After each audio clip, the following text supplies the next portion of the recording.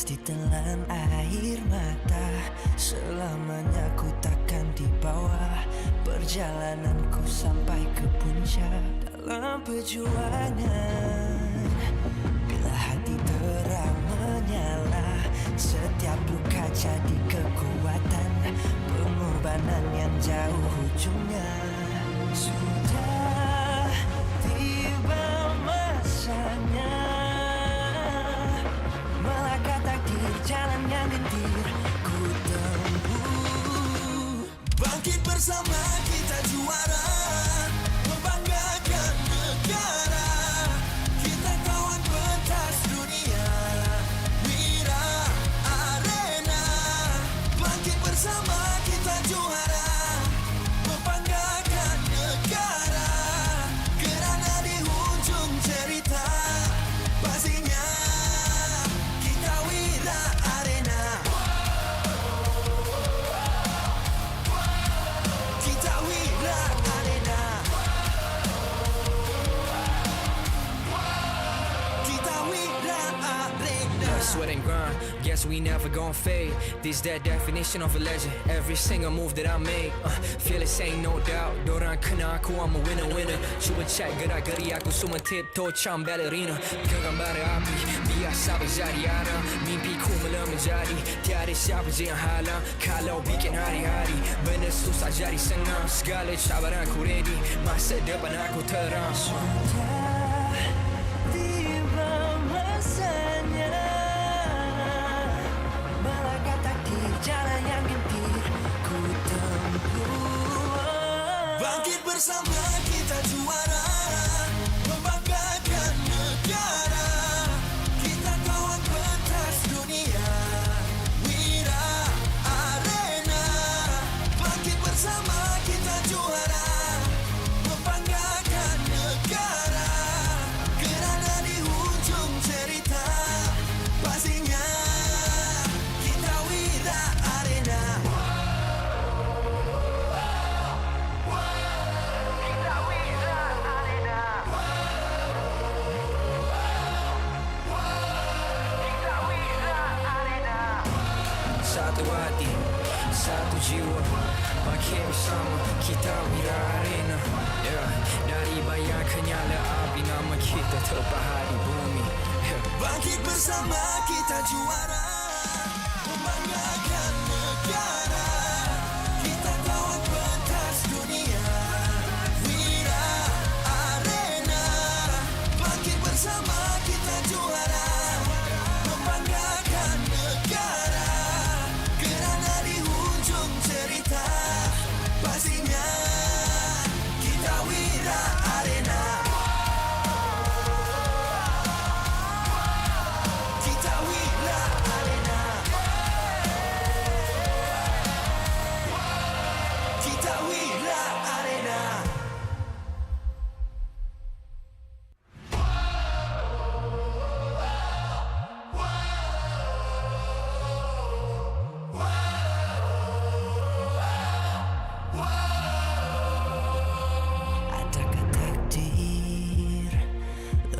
Telan air mata, selamanya ku takkan dibawa.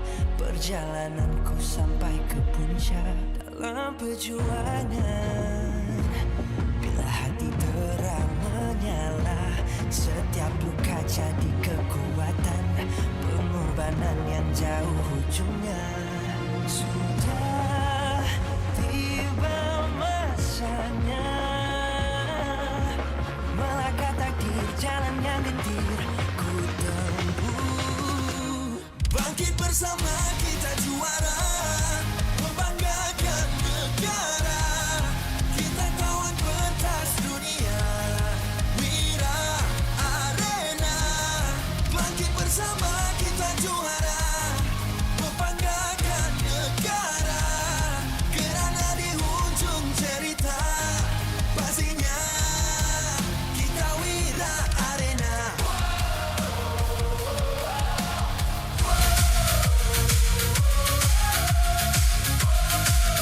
Kita Wira Arena.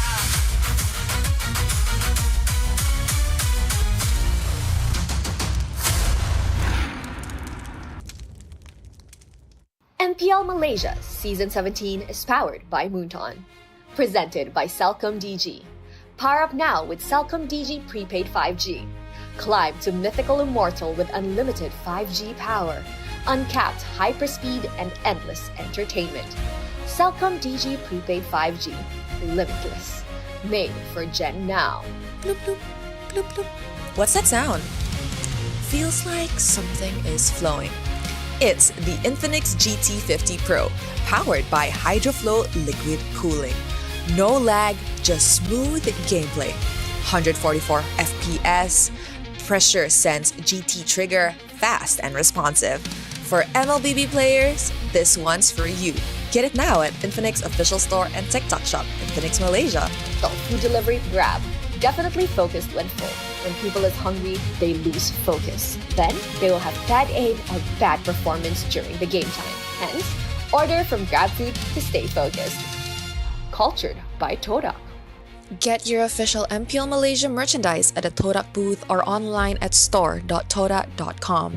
MPL Malaysia is now cultured by Todak, empowering the next generation through Todak Academy and its industry-focused TVET and STEM education programs.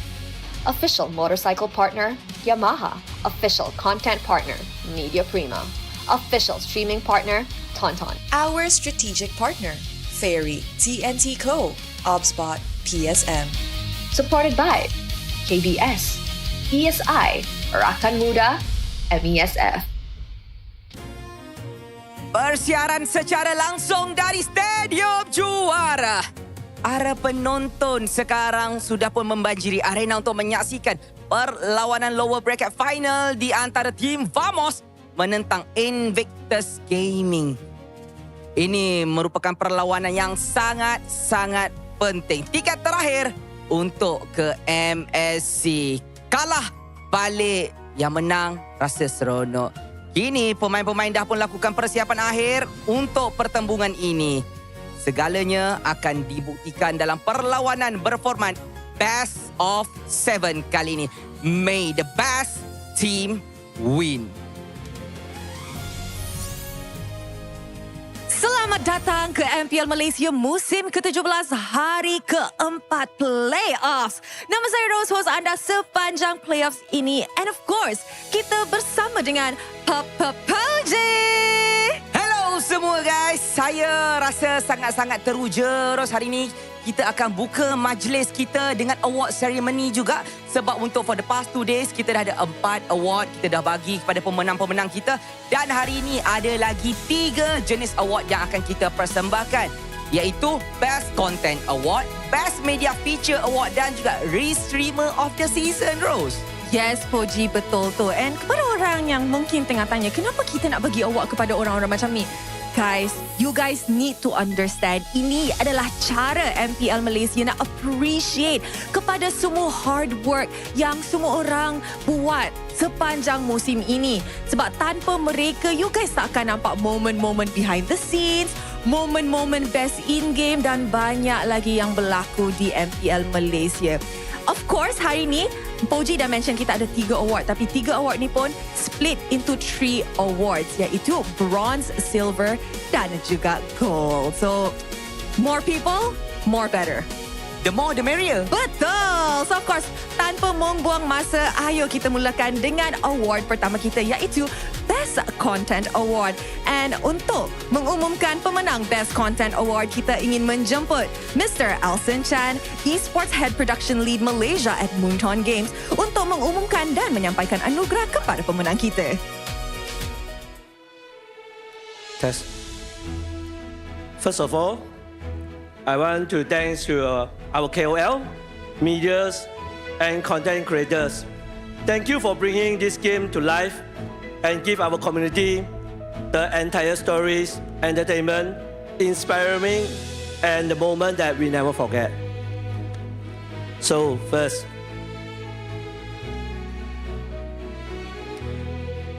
the winner will be awarded in 3 types: bronze, silver, and gold. The winner for bronze goes to Harimau Malaya.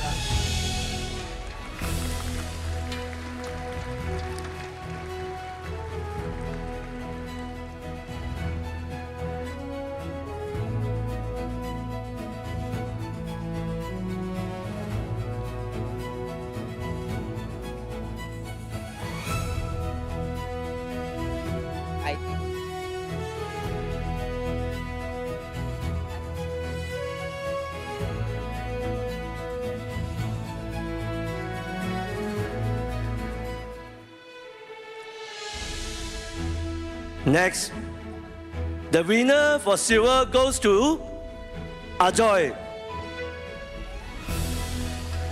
Pengetahuan semua, Ajoy tidak dapat hadir hari ini kerana dia ada masalah kesihatan dan masih lagi menjalani rawatan dekat hospital oleh kerana ketidakupayaan dia untuk datang. Ajoy tetap menghiburkan kita dengan konten-konten dan klip-klip yang menarik dia di TikTok. Kami dari MPL MY mendoakan kesihatan dia dan semoga diberikan kesembuhan untuk semua urusan, insyaAllah. The last one, the winner of gold goes to WTM.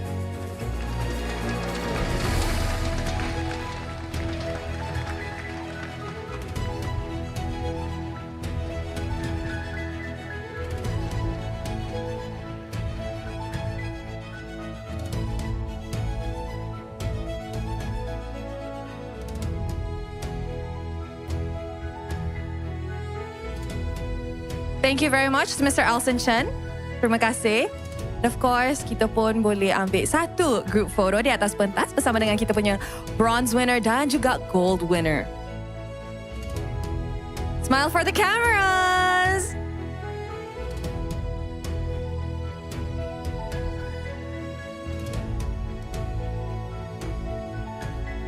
Jadi kami minta untuk pemenang-pemenang memberikan sepatah dua kata. Bismillahirrahmanirrahim. First of all, thank you untuk second season Harimau Malaya dapat award ni. Thank you Muntun sebab bagi Harimau Malaya peluang untuk join this industry. Macam semua orang tahu, Harimau Malaya is a media untuk traditional, media football. Tapi masa kita join Harimau Malaya scene e-sport ni, season 11 sampai season 17, korang sangat-sangat supportive lah. Community MLBB memang sangat gila lah. Diorang like, share, comment, everything sampai kita ada sekarang. Dan kejayaan ni bukan saya seorang, tim saya juga. Pada head of editor Amin, Haikal, Mirip, thank you so much. Ini kejayaan kita bersama.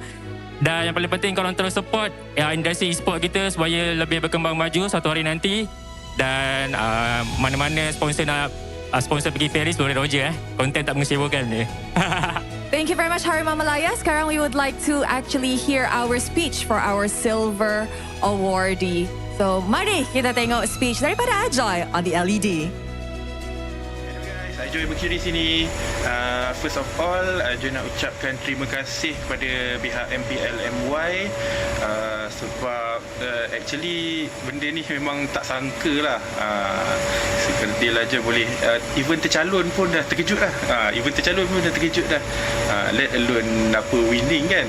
So sebab Ajoy rasa lagi ramai lagi yang lebih layak sebenarnya. And then kepada viewers dan followers Ajoy nak ucapkan terima kasih kerana support konten-konten Ajoy selama ni. Itulah yang menyebabkan Ajoy keep going consistently, disebabkan korang lah. And then to the fellow creators or clippers apa semua, keep doing what you guys doing consistently. Who knows, maybe you guys next. Thank you to MPL-MY, to all MPL-MY fans. Terima kasih Ajoy. Dan seterusnya kita minta pemenang gol kita itu WTM untuk memberikan sepatah dua kata. Dipersilakan.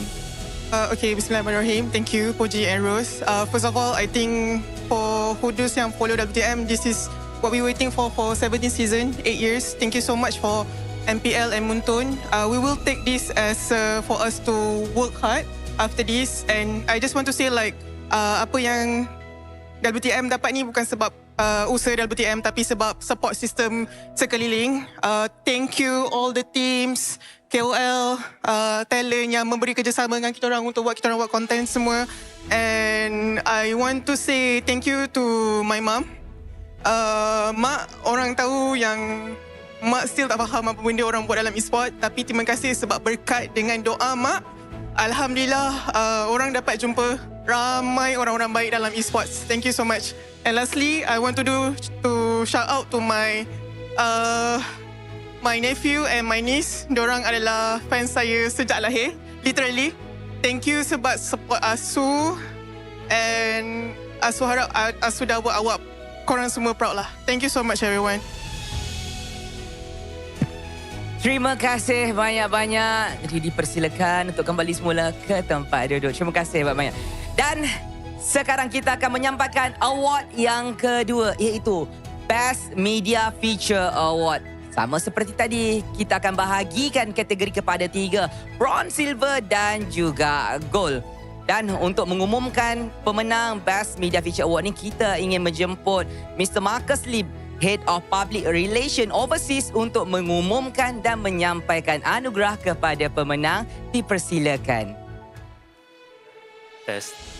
And today we will be announcing the top 3 winners of the Best Media Feature Award. The media in our ecosystem have been hugely important to helping us tell the stories behind esports beyond what you just see on stage. These are the media, your MVPs, who have done us so proud in bringing to life all the stories that maybe you guys don't see. So today I'll be announcing 3 tiers of the Best Media Feature Award: bronze, silver and gold. The winner for the bronze goes to Bernama.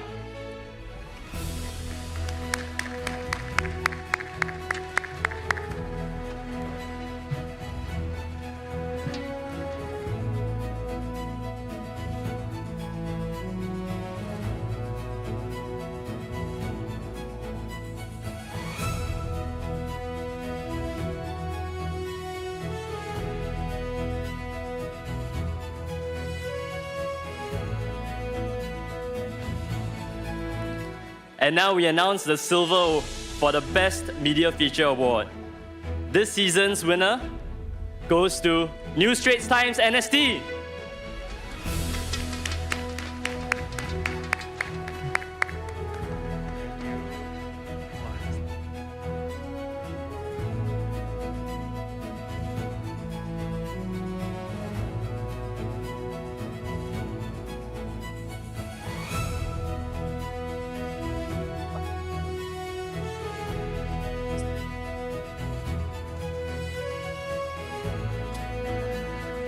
And now, the winner for the Best Media Feature Award for this season. The winner goes to EGN, In-Game Network.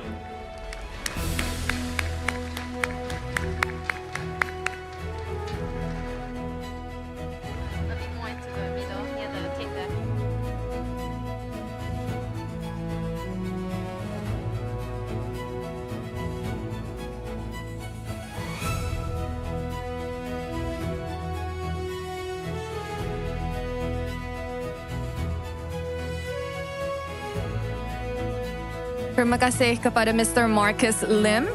Jadi tahniah kepada semua pemenang. Jadi kita minta ke semua pemenang untuk berada di tengah pentas untuk mengambil gambar dan seterusnya memberikan ucapan. Dipersilakan.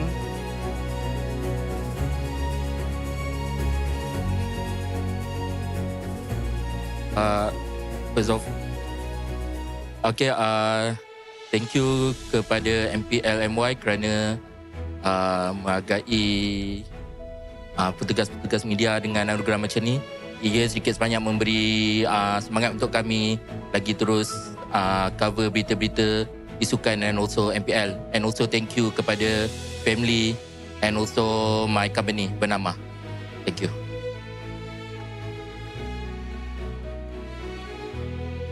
Okay, Bismillahirrahmanirrahim. Terima kasih banyak-banyak kepada MPL kerana menghargai petugas media ni.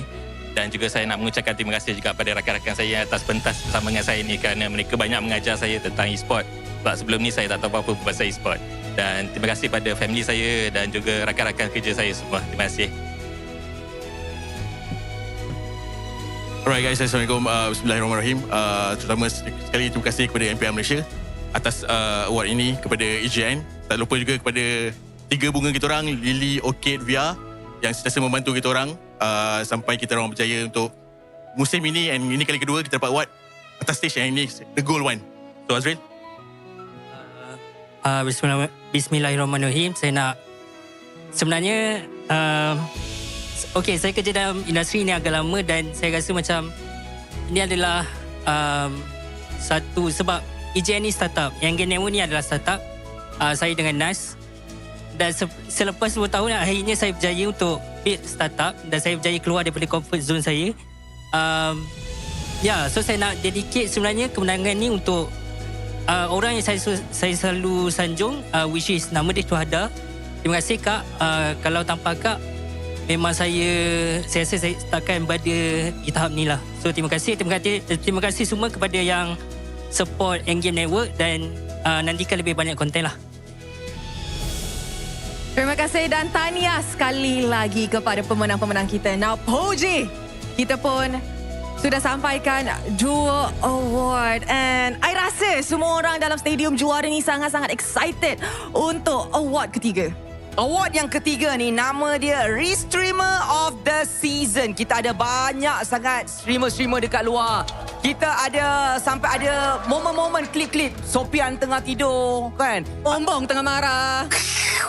Macam tu. Marah Flash ada 10. Ada juga dan ramai lagi lah.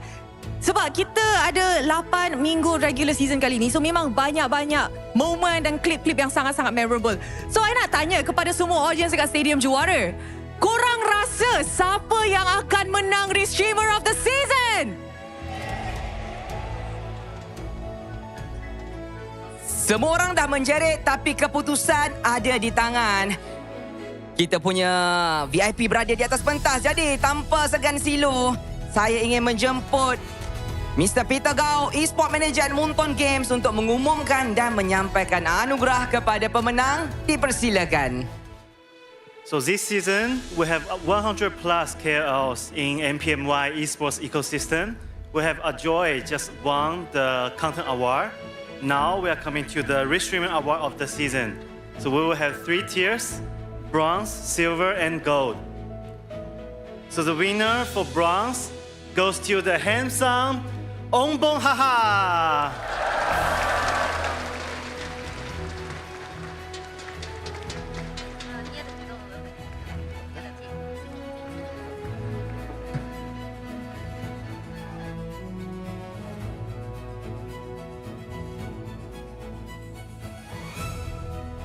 Guys, sekali lagi, Ombong!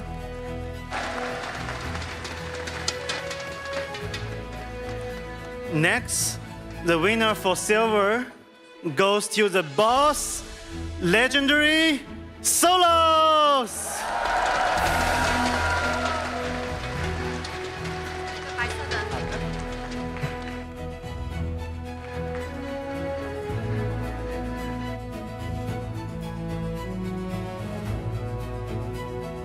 Tahniah kepada Maharaja kita dapat silver plated. Tahniah ya. Dan selepas ini pemenang gold plated rose. Siapa agak-agak? Semangat ya guys, semangat. The winner for gold goes to the 10 Fix.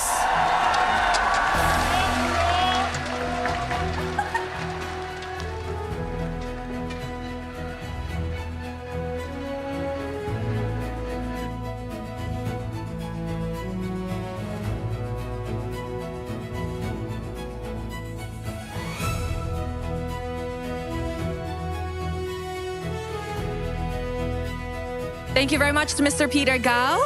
And of course, sekarang kita pun nak ambil satu group foto bersama dengan pemenang-pemenang kita.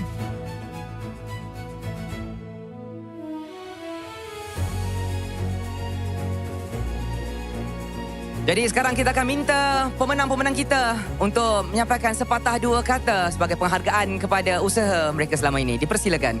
Okay, thank you Poji, thank you Ros. So first of all, thank you kepada Allah rezekinya. Dan sebenarnya this is my first time sepanjang 8 tahun saya stream. This is my first time dapat.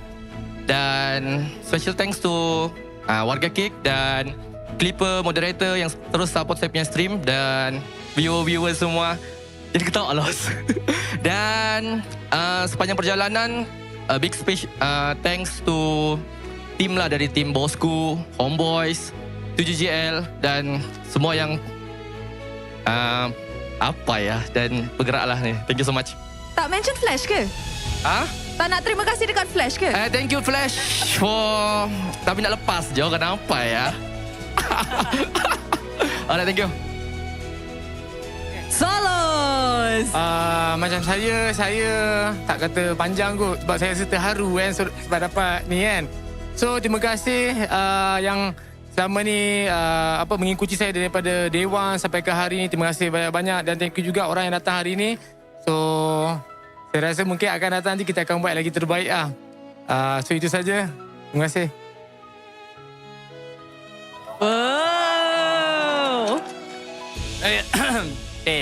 Saya nak mengucapkan thank you so much kepada especially Muntun lah.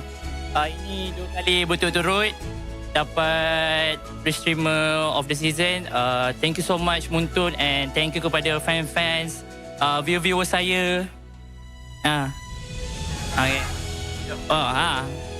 Sini viewer saya yang sedang menonton, thank you so much and tak lupa juga kepada ibu bapa saya, thank you so much and just keep supporting MPL MY guys, thank you so much. Wow, soft spokennya. Dia soft spoken. Tapi terima kasih kepada pemenang-pemenang kita. Anda dah boleh kembali semula ke tempat duduk. Saya teruja sebab fix soft spoken. Kan? I dah cakap dia memang kalau atas pentas memang soft spoken. I'm touched. You're touched? Are you crying? Inside. Tak boleh nangis lagi sebab kita pun nak main satu game hari ini di mana perlawanan ini sangat-sangat penting kepada dua-dua pasukan iaitu Team Vamos dan juga Invictus Gaming. Kalah, terpaksa cuba untuk M8. Lain season. Yup, next season. Tapi kalau menang, tiket EWC MSC Paris, ia punya. Wish. Oji, ini adalah lower bracket finals best of 7. Kalau kita ikutkan daripada awal kita punya playoff, Ros. Bersih 3-0, 3-0. Lepas tu reverse 3-2, 3-2. Semalam 3-1, 3-1. Hari ni berapa, Ros? Best of 7. 4-3 ke? Nak 4-3 ke? Nak balik awal. Tapi kalau 4-3, I rasa semua audience yang beli tiket hari ni memang sangat-sangat suka. Betul tak, guys? Dorang nak tengok fight sebelum grand finals. Ros sokong siapa? Ros sepatutnya sokong siapa? Diorang jerit Vamos. Fans IG mana? Ada juga. Diorang soft spoken. Soft spoken. Anak murid fix. Anak murid fix. Betul tu. Betul. Aida aura farming. Tengok colour lah. I don't know what colour I'm wearing, guys. SRG. Tapi itu adalah sedikit sebanyak poin daripada kita nak kongsi-kongsi. Sebelum kita nak menghantar kepada meja panel, ini ada sedikit hadiah untuk anda yang berada di rumah dan juga berada di venue. It's my time. Untuk korang semua boleh claim emote Layla. Terus saja masuk ke dalam Mobile Legend, claim boleh spam-spam dekat dalam rank game nanti. Betul tu. Alright, Poji, you ready for our best of 7? Let's go. Terus dah sangat-sangat ready untuk our best of 7. With that, mari let's show it to our panel untuk memulakan game pertama di dalam best of 7 series ini. Panel, take it away.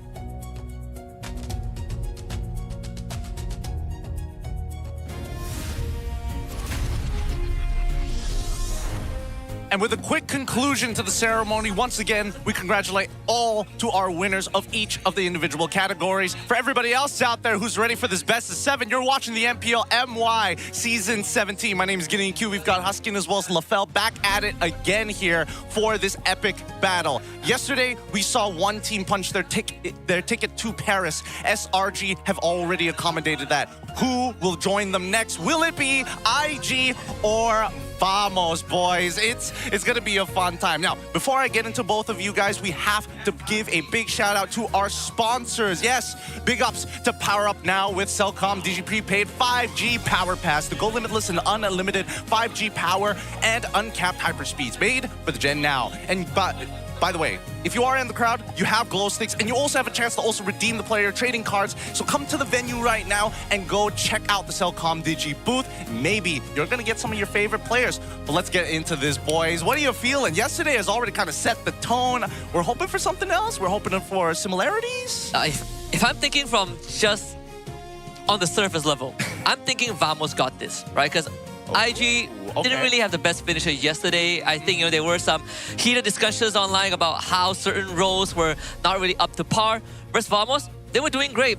Some mistakes from BTRM, but overall, Vamos just looked more solid. I don't want to disagree with you, because after what happened yesterday in their performance in the upper brackets, where it was a 3-1 victory as SRG moves on to the grand finals and a qualification spot for EWC MSC, IG have a lot of big questions around them, LaFell. Do you think that they can recover from this, or is this like, it's a Vamos day confirmed? I feel like it definitely depends on, honestly, the first game, because who's going to be playing that goal lane, right? Right? Everyone online said Darmu looked pretty good. So I don't know whether the coaches is going to give him another chance, or they're like, you know what? We got to let Mel Cutie redeem himself. Because it's always a tough question. Sometimes the guy that made a mistake, he's like, you know what? I'm going to be better today.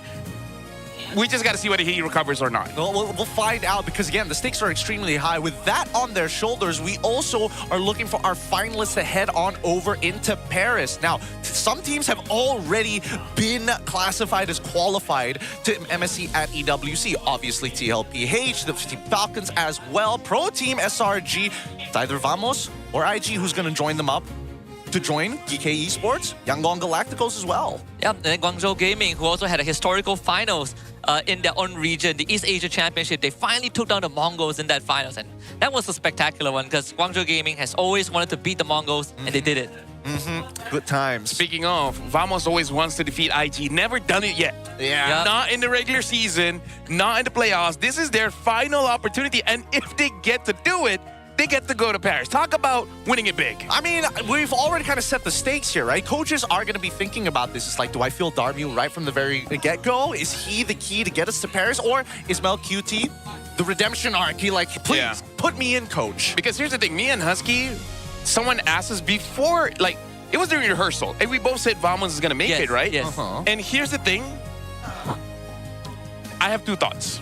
Number one, if Mel didn't make the mistakes yesterday, I honestly thought they could go to Game 5 with SRG, right? And then Game 5, we'll see what happens, right? Okay. The other thought that I have is that for IG, we know where's the weak link. For Vamos, I don't know. I feel like every role, they're performing very well. Very interesting. All right. Let's pull up the IG lineup to remind everybody who is going to be starting here today. From Invictus Gaming, we have Mel QT as the starter, Nova X Kobar, Suelo, Hazel, and Ye3. I gotta be honest, worst case scenario, at least they have 4 games to make adjustments. Right? That's assuming a 4-0 happens. So there is some room to wiggle around if you are Invictus Gaming. I see. It's interesting to know that, like, despite all the, I wouldn't say failures, but at the very least, knockdowns in terms of what Vamos was expected to do from the beginning of the season, I am extremely glad that they have recovered. They have found themselves a new light, a new energy. Now, Team Vamos, starring Natko, Zekeef, Plokun, Air 404 alongside Sapat, they kind of changed the look of this team. Yeah, I think Sapat was sort of the missing piece. He was the light that light up everyone else. He was the one that reset the mental and the mood, and also as a guidance, right? Like, he has been on the bigger stage, and these young kids, they needed someone to lead them, and Sapat is the person. Well, if that's the case, it's time to make our way over to our best of 7. Good luck to both of our teams as they walk on out.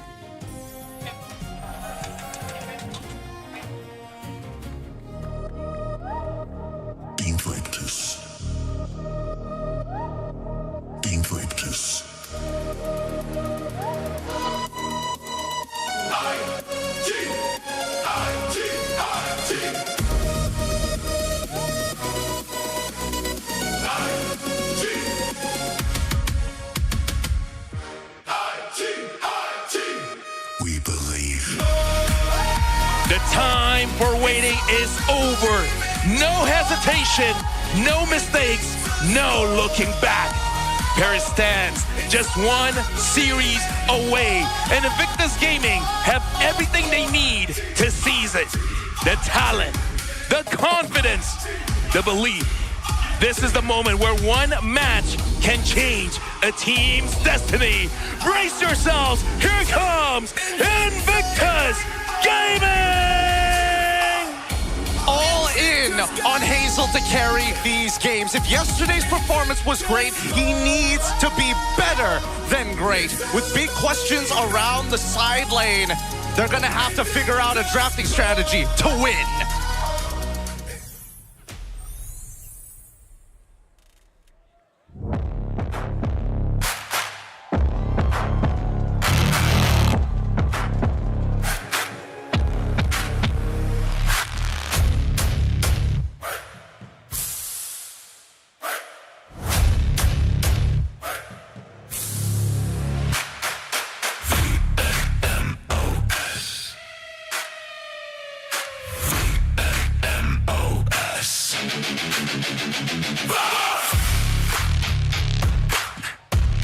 They've silenced kingdoms.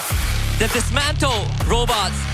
Now, they're coming for the one team that got away. The reverse sweep lit the fire. This rematch fuels it. One victory stands between them and the grand finals. Paris is calling. Revenge is waiting. This is the new generation. And with them, let's charge forward. Hala! Team! Vamos! Air 404 fought like a champ yesterday, even though he was still sick. Can he light that fire for another night? Just one more time to get that ticket to Paris. With a lot of questions around IG, Vamos are looking formidable this time round coming into this matchup, and they will not let this chance slip away. Next, we welcome the coaching staff of both teams, the masterminds behind every match, the brain behind the brawn, joined by the head of League Ops, Reese, who will be ensuring that our entire stage, and most importantly, our players will be playing at their best with no issues to worry about. From Vamos, it is Coach Valdo. From Bet, that's assistant coach. IG, it's Coach Bam. And alongside him, Coach Jest. Let's keep it going with the fist bumps between the teams, a true sign of professionalism and the last point of contact before they head on in to the land of dawn. Boys, walk me through this. A lot of questions have been circling IG for the most part, and I think if I were to be the audience in this point, I'm looking at those sidelines and I'm saying, hey, there's got to be a better way for this. They are first pick as well. But Vamos hasn't been perfect so far. We're going back to what Zapata said. Honestly, we're going to look at every single team. Every single person said when they lost, is because they were playing with emotions, right? BTRM and even Vamos. Vamos said in game 3 and 4 against IG before, they got overheated. And the moment they made one or two mistakes, they just could not recover. Interesting. We looked at our MPL Insider by Cellcom. We asked Valdo, gosh, you guys won against every other team but IG. He said all 3 times we lost against IG is because we're stupid. We always have the game planned around gameplay planned, but we make stupid mistakes. This time, the players really want their revenge. Interesting, because again, it does feel like the similarities are there. But again, like, so they know what's the problem, right? When they make a mistake, they just cannot recover. So this time, you kind of need a short-term memory loss kind of situation. You make a mistake, but hey, you just forget about it. Is it the amnesia meta right now? I feel like as a professional player, it's required. It's required. 100%. I think it's very important for you to just look past what has happened, right? And focus on what you do to recover. It's easier said than done, of course.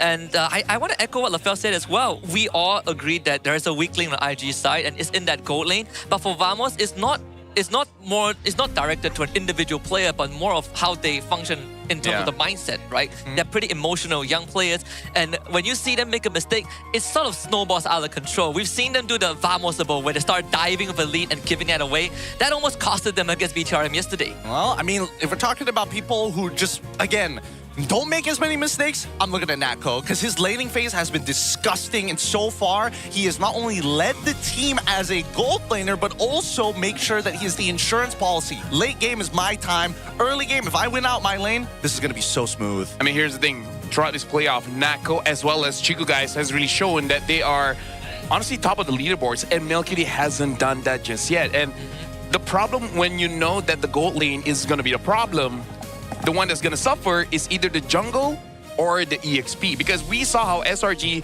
ganked E3 non-stop because they know Innocent can handle Mel, no problem.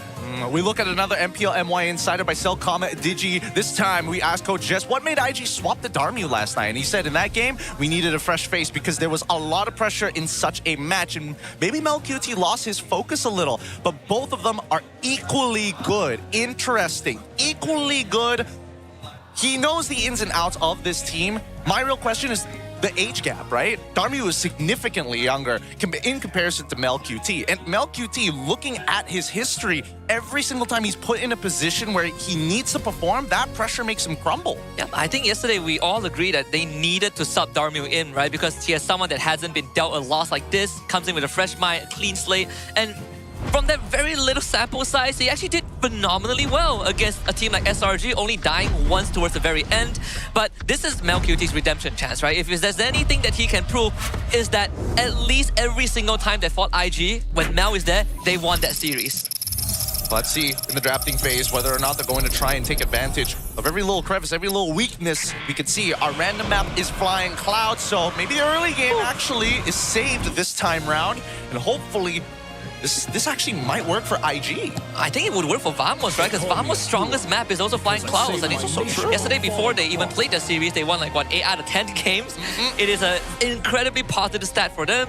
But we saw how Coach Arcadia sort of dealt with IG, and most teams have gone down that route, which is you have to take out 2 junglers, which are the Fanny and the YSS. It's always the third band that makes you guess, right? Where does the team want to go towards? And in this case, if there's anything we know about Vamos, is that they're very good at forcing out trades on Red side. Okay, wait. So do you agree with this, Lafal? I'm already seeing the Fanny, the Yishinshin, they're getting taken out. Third band coming in is Harris for the side of IG. Is that the way to go? Do they have to double commit or maybe even triple commit onto Hazel? I feel like for the first 2 games, they're going to commit to this unless IG shows anything else, right? Because we still don't know whether IG, so far in this playoff, it's either Baxia or the Hayabusa. Right? We've seen other heroes like, you know, Nolan, Suyo and such, but I don't know, I kind of feel like IG is going to play the first 2 games and they're going to force Vamos to either keep this ban or change it. Keep this ban or change it. This is also my force of Paquito first pick, right? Yeah. Paquito or Freya. There are 2 options that IG can go for. I would go for Freya, honestly. All of them are actually really, really good. I think there's some tough arguments here, but let's look at the fun facts. Number 1, Harris is the most successful hero in the playoffs right now at an 85.7% win rate. Can he keep that magic alive? Oh, a fun fact coming in from Vamos. Despite 6 appearances, Hylos remains winless in the playoff? Huh. Here's the thing. I feel like Harith clearly S tier. I mean, like, I think he needs a bit more balancing to make sure that he's, you know, compatible with everyone else. But Hylos, he's usually when there's nothing left. Sure, there's 1 or 2 games where they pick in the first 3 picks, but it's usually like, okay, Kalia's been banned, you know, Gata's already been taken by the opponents, blah, blah, blah. All right, we just take a high loss. Taking that high loss. I don't know. It started to look like maybe this could be a high loss game for Vamos. We already see the Zushin, we see the Claude on top of that. They're trying to discourage IG for going back into that Eve. It could be a Moscow game too, right? Like, they're also presenting the challenge to IG. We took the Claude, you banned a Harith. Do you want to take Mel's heroes right now? We know the 3rd best hero. In fact, the hero that he has the most win rate on is Moskov, right? Yeah. It was like 10 out of 12 or 8 out of 10 games, but 80% win rate. So if you don't take the Moskov now, you might not have anything left, right? Clint is probably the 4th choice. They did win the Clint and the carry, but he hasn't shown that he has that clutch factor. And now showing the Frederick. And here's the interesting thing. Hazel hasn't showed that yesterday. He only showed the Baxia, right? Yeah. That's something they're trying to tech into right now. And this either... I mean, I feel like IG are trying to sell the fact, hey, we're going to play Freya in the gold lane. That might not necessarily be true. I don't see MelQT going into that direction. I mean, here's the thing. When we have a Frederick as well as an Eve, I'm looking at 2 picks. Either the Arlet or the carry, right? Carry makes it so that you're not touched, and Arlet, there's just a lot of combo potential. Okay, the KNA special. What about you, Husky? I think they need a traditional marksman. Like, I wouldn't put everything in the year 3 basket. I feel like, Vamos, sure, they're challenging it with a Paquito matchup, but there's just better answers on their end, right? If I have a Claude, my late game is secured. I think IG needs a traditional marksman. Instead of putting Freya on Melchior, I don't really trust him enough with that. Yeah. Give him the Moskov. Honestly, with his position yesterday, maybe. Because people keep saying, you know what, he should use a tank in the gold lane. Like Midnight said that. I think Midnight said he has the fighter spirit, He does have that fighter spirit. I will admit, he does have that. I'm surprised that IG, though, are the ones banning out the Atlas this time around. It really goes to show that they might actually lean back into the Arlet alongside with the carry, like Lafel mentioned. Boom, Moskov gone. Moskov gone, like you mentioned as well, from the side of Vamos, who's really trying to clamp down here. Let's make sure that Mel QT has to perform. He better be performing at the peak of his lifetime. Because I would go as far as to say, if we look at the 6 playoff teams, I would rank Melqt lowest in the hierarchy of gold lanes. Yeah. Loliao at least has a clutch factor, like Ruff has that as well. Both of them are coin flips. Chiku guys sort of above that, and then we have Natko and then Innocent, right? Melqt have yet to show that if a game goes haywire, he is that insurance policy. In fact, he's the one that forces IG to get an insurance policy. By the way, you guys know Lightning McQueen, right? Lightning McQueen? Chow, yeah. Yeah, Chow in cars. Does he have car insurance or life insurance? It's life insurance. So he doesn't need car insurance? No. Well, I mean, if in their world, everyone has a car, so he has life. Not everyone is a car. Medical checkups is just the cars going for servicing. Yep. It's a different logic there. To the garage. But I do think that not every one of them are cars. So like when he changes... What? What do you mean? So when he They're all changes... motorized vehicles. Yeah, they're motorized vehicles, but I don't think everyone's a car. Well, There's Buffalo trucks. tractors. But- They're- Yeah, exactly. Cars, basically a car. It gives me the same energy as if my grandmother has wheels, she would be a bike. Yeah, exactly. No, exactly. Just because they have an engine and wheels doesn't make them cars. Hey, you can identify A bus and a car is different. In this day and age, you can identify as whatever you want. As long as you get me to point A to point B, I ain't complaining. I got the next to lock in here as we see Suyo as the final ban for IG's side. I'm actually okay with this. I feel like maybe they're trying to predict. It's a good takeaway, by the way. Oh. Imagine Gatot, Fredrin, Eve. Ooh, that's so... I mean, it would have been nice, but I was thinking along the lines of maybe they get even dirtier. I wonder if they actually are thinking about adding on to the healing meta on top of it. Oh. Right? Because you've already got if you have a brawling meta, I've noticed in a couple of games with the only exception being... Okay, here's the thing. If they're going for the healing meta, I don't think Kalia was banned, so Kalia is good. That's the thing, but Gatot's on the other side. Yeah, but what I want to see is carry Matilda. Carry Matilda. Or you can do what... With Fredrin, come on. With Freya, come on. Oh, you've got Yves. You can do what MSR Thailand did. What? The Florin. The Florin? I don't... Okay. I like Matilda better. Here's the thing. Yeah, no. Here, I want to agree with you. I agree for the late game scaling, but I think that the early game suffers too much. Yeah. And that's my biggest problem, right? Because as soon as you hit level 4, sure, maybe you could survive, but right now in the meta with so much burst, even with that mega heal, you gotta have some S tier picks on your side. For me, it's just not cool. It's just not... I just want it to look cool, right? We are Florin haters. Yeah! Screw Florin players. Screw Florin. The cosplayers are okay. Yeah, if they hover over a Florin cosplayer, this is gonna go bad so quickly. Oh boy. Well, at least we know that our head marshal is already on it. Riz will be making sure that everything is going to be secure. I would have liked to see what type of issue it was, whether it was a type 1, because God, if it was a type 3 issue, I'd be freaking out. Yeah, but either way, I feel like there's a lot of roamers. That's pretty good still for IG. It's hard for them to mess it up, right? I think the Cho as well as Matilda works well with what IG usually do. Whoa. The Brody though. Now that's not super new. Talk about wanting to win the lane hard. But that didn't work out before. Who? It was picked up before. I can't remember. Was it who. Loliao? Was it Loliao? No. SkyZ played it. Ah, right. Okay, you know what? Can't blame the guy. It's Flash. I mean, they didn't win the game, but you like from a theoretical standpoint, right? Completely dumpsters Claude in the lane. Only in a 1v1 situation. So what is this? Suyo's ban. And out. Hayabusa, Nolan. Leomord, yeah. Nolan. Gaze. It is Nolan. It's Gaze. Interesting. Oh boy, I don't know. I actually really like IG's draft. Same. I like how they do I like it. You know what? We're gonna win this lane. We're gonna win it hard, and we've also got Nova Escobar on an aggressive roamer. That's the thing. Yeah. Like even yesterday against SRG, I liked most of IG's draft, but I'm looking at the execution. Of course, how could you beat this guy, the king of KDA? Dude, was that the season 6 one? Yeah. I think that was the season 6 It's like one of the. Was that season 6? Because that was the season they won. No, they won season 3. Right? They won season 3. Season 6 Season was three. No, EVOS, season right? three was, Or different. just. Geek Fam. Season 3, Geek Fam won it, right? With Zorn and Jeb.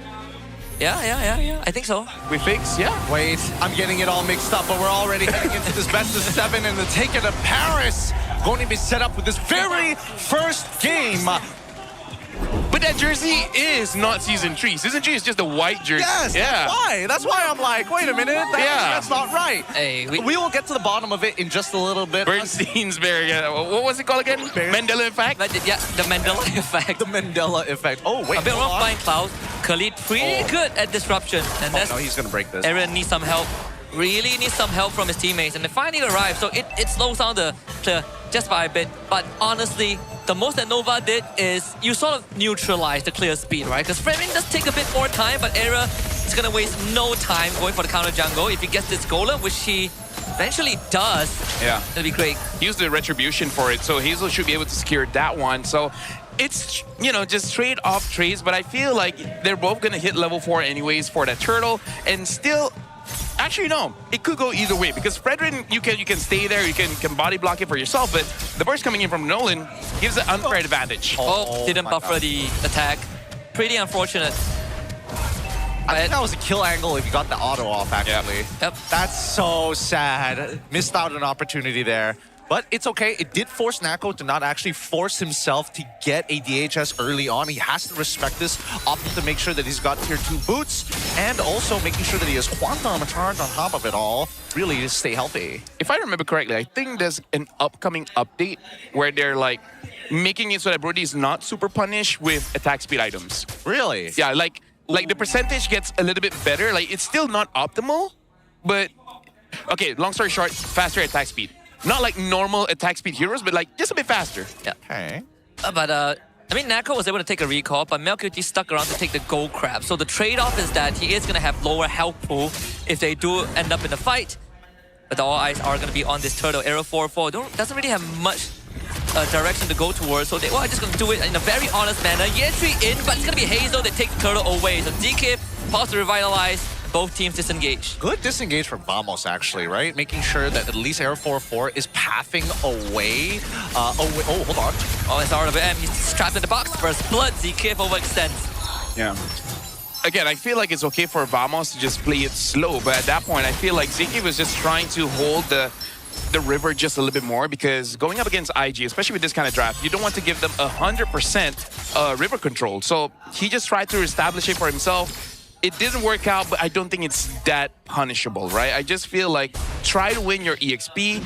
If somebody's strong, you can still control the river and you won't get punished like that again. I mean, it's like an unintentional cost, right? I get the mentality. Zeke is thinking like, I'm level 3. If he RWMs, I can't get out of this. But at the same time, why would you waste an entire RWM just for me? But then 4 people show up and it's like, okay, that makes a little bit more sense. Yep, and the person who used the RWM got the first blitz, so there's extra go into Suelo's pocket and another little 100 given over the IG. Yeah, because right now, Zeke and Glockun, they're glorified warders, right? They're just going to make sure they have all the vision in the world so that Aaron knows where to path. Because this is one of those things when you're going up against a Fredrin, you're going up against a Boxia, you want picks like the Nolan, the Lance, anyone that can really invade, get a lot of camps for free. So they're basically just trying to macro it out by getting all the jungle. Yep. They're trying to get this gold plate for Melqt to funnel the resource, but the backup did come on time with the help of ZK. Oh, ZK and even take the gold crab away. The good thing about Vamos is Clawkun's Dusin, right? Great against these tanks who just want to stay in the fight. They're going to try and pick up Azo, and he's just gone. The Raging Sandstorm doesn't do enough, and Nako comes in to join the fight. Melqt needs to flicker away. Valkyrie descent from Yentry as now comes to be the second layer of offense, but Team Vamos, they have that crowd control. Yentry commits for ZK, but he AOGs out, and Vamos walks away with 2. really good stuff coming in from Vamos here. Unfortunately, it doesn't net them the turtle, but at the very least, the ideas are there. Supat's got to leave the lane a little bit faster than Yan3 to make that impact, and he's even, whoa! He's going for the Heptasea's first item priority? Yeah, I think it's good because he just deletes Mel or Suelo and it's good. Right now what Vamos is showcasing is they're going to use their vision very, very well. They're going to set up ganks, and looks like Invictus, based on what happened yesterday, you're like, you know what, Mel, we're going to help you out a lot. Yep, and just make sure that he gets a hit, right? Even if you don't get the kill, you want to get a hit, and the best case scenario, you free him from that lane so that he can start participating in the skirmishes and really rack up the numbers. Correction, Heptasea's was purchased by Era 404, which is very close to Supat, so I made some assumptions. It looks like Supat is actually going for a War Axe first item. Interesting. I thought he would go for a Hunt Strike. But either ways, right now, IG should utilize having a Brody by focusing one lane and destroying everything on that lane as fast as possible, because the Claude, Nolan, and the Paquito. The lesser map. Suelo and Mel, I don't think they can survive that kind of onslaught, especially if they kill Hazel first. You see, even Nova can soak up all the damage too. The lesser map you give to Vamos, the better it is. Your draft, right? You have the Khalid that can walk around, and not only that, Fredrin loves it when he gets to just walk into a bush and not die. Yeah, I think the important thing is that Invictus recognize that it's Era 404 and Supat who have the early to mid-game damage as of now. Natko, Zekif, and as well as Clawkun, all sort of situational. It's only if you're below half 50 HP should you be worried about, because everybody's got enough base health to tank it up. Yeah, Nova can gladly take this trade. And now IG, this is going to be the one that might punish Vamos the most. Zekif, he's ready to die for this. The taunt into one more attack will do the job. No response there. They do lose Hazel in the process. Natko in with the Blazing Duet. The Totem Palm Memory not in range, so Natko will get out, but the RWM traps them in the box. And unfortunately, Supat will be the second victim. Double kill from MelQT. I don't know. Because the trade here is that either Zekif gives up mid-tier 1 or they give up the turtle. He ended up saving the mid-tier 1, but this should technically be Invictus's free turtle, but it looks like Error on the opposite side, they're trying to stop him first. Yeah. I feel like in that kind of fight, Vamos just... They weren't fully respecting the Eve, because that RWM really destroyed their entire formation, because they were able to get into the face of the damage dealers. But again, the shield coming in from the RWM and just stopping Era from exiting the fight long enough, that made it so that Vamos, it was a bit awkward. What Vamos wanted to do was go in and out, in and out, in and out, and then eventually chunk them down. But they couldn't do that with the RWM around. The facilitator, which is Zekif, was also taken out, right? His AOG not in the fight. A couple of ingredients for Team Vamos that was lacking, and Natko gets jumped on it. And that's just Nova. He's got some damage. He's got some real damage. If I remember, he's probably going to go... Oh, does not opt to go Thunderbell. He goes for Chastise Pauldron very early on. I love it, because this is one of the few items that feel really good on a snowball. Natko put down a 1 HP. This lane is only going to get harder. I just don't want a no HP Claw be at my back with the Blazing Duet and then die. I've seen it twice. That's 2 more times than I thought I would see it. I don't want a third one. Wait until Innocent does it, then it'll be cool. Yeah. It's only a mistake because the guy died. Yeah. Innocent would have made an outplay. It's the easiest way to get away with anything. Now I don't want him to get a Claw so that I don't see that. When he does it, the enemy gets spooked. Oh boy. Like, for the sake of the other Claude users, because you know that that's going to get clipped. It's going to get clipped, for sure. For sure. But now let's look at the macros. So far, in terms of the spread, this 2.4k lead from Invictus Gaming is being utilized very well. They're like they're not trying to overextend on a lot of the fights. They're just making sure that they can scale up to the right amount. But I think they kind of need to put their foot on the gas, right? I feel like the timers aren't going to line up correctly if they're not taking away these turrets. Looking at Supai, I don't think he wants to... He doesn't really want to be an assassin type that's 100% on air. He's going to be more of a bruiser, going for the War Axe, and looks like he's going to go for Brute Force. So he's just going to disrupt the fight. He's just going to stay in front as long as he can. But it's not easy when MelQT already has a Malefic gun, and he's probably going to go Winds of Nature next. So the next question that Vamos needs to find an answer to is, how the hell do you get on MelQT? I don't even know. I think they just need to recognize that... AOG on him. I mean, he doesn't have a dash. He does have Flicker, He doesn't have a dash. But he does have Suelo. Your AOG, it's only part of the solution, right? It's too many problems. Honestly, there's plenty of ways. Even the Zushin can probably catch him. That's true. If the Juicy can survive before getting deleted, right, to get the lantern stacks. There are some ideas, but it definitely comes at some risk, and Hazel in this case will not face any resistance taking this Lord. In fact, they're gonna go for the RWM into a direct engage. The entry from the side as well. Nova is safe. Zeke misses his ult, and now he's gonna be fed to the wolf. This Hazel with the kill, and the rest of Vamos sent packing. Yeah, right now it looks like Arrow just cannot find an angle. And I gotta say, this game isn't super loud, but Suelo is actually, personally for me, is being the MVP here. Oh yeah, no, these RWMs, these fast call RWMs, it's catching even me because again, it feels like it's such a mistake initially because it's so out of nowhere and people don't feel like they're in the right place at the right time, but it's about getting these resources out for basically nothing, right? They got the Revitalize, they got the AOG out. I'm pretty sure they're gonna get some flickers if they catch others. Yeah, that's bringing the Demolition, which is this MLQT Brody. Even Zeke is gonna have problems stepping up now with how hard this Brody hits. And it's also a problem for Kloakun's Jusin. If your front line can't stand there, it's very, very hard for you to consistently be effective. They do start a fight in the jungle. Suelo drops the RWM. He's just gonna fully send it. No one is there to stop him. Kloakun disengages. Subbat comes in and finally gets a punish. Arrow 4-4 from the flank, but they smell that from a mile away. It's Yetri on the case. Subbat goes down. Double for Mel. Okay, you know what? Mel really is trying to redeem himself because even though he was basically cornered on both sides, he was able to survive. And this guy doesn't have a dash. Well, kind of a dash, but it's like a risky one. He just kisses you. Yeah, it's a somersault, no? Does a cool kickflip off of you. Yeah. Yeah, we're going to be looking at an instant replay here. And again, the fight starts off with the RWM. And all the while, Subbat try to get onto Mel. Beautiful flicker to avoid that. And then they try to scissor him in. But again, Yetri, Suelo, as well as Nova, they're creating quite a good box around Mel just to make sure that no one gets close enough. If we're talking about like the box of influence, as most people like to call it, I think that Invictus Gaming understand that a lot of it just is let Suelo start the initiation, right? We don't need too much else. We just want to get the response out of Vamos, and then we can just keep fighting afterwards. And not to mention Hazel's 3-man energy eruption, right? And that also kept Vamos in place. It's pretty hard for Vamos to cut through just the front line itself. And then you still have to deal with this artillery from MelQT. Honestly, yeah, it's been a long time, but Eve Fredrin is so disgusting because one of the counters is the Claw, but then the Fredrin kind of deals the Claw. It's kind of like whatever weakness Fredrin has, Eve supplements it, and then whatever weakness Eve has, you know, Fredrin supplements it. Who knew a 200-centimeter guy and a cosmic being is a match made in heaven? Who knew? Or hell, depends on which one you prefer. Look, this is a very diverse lineup, right? You have guys, you have gals, you have celestial beings, you have tall people, short people.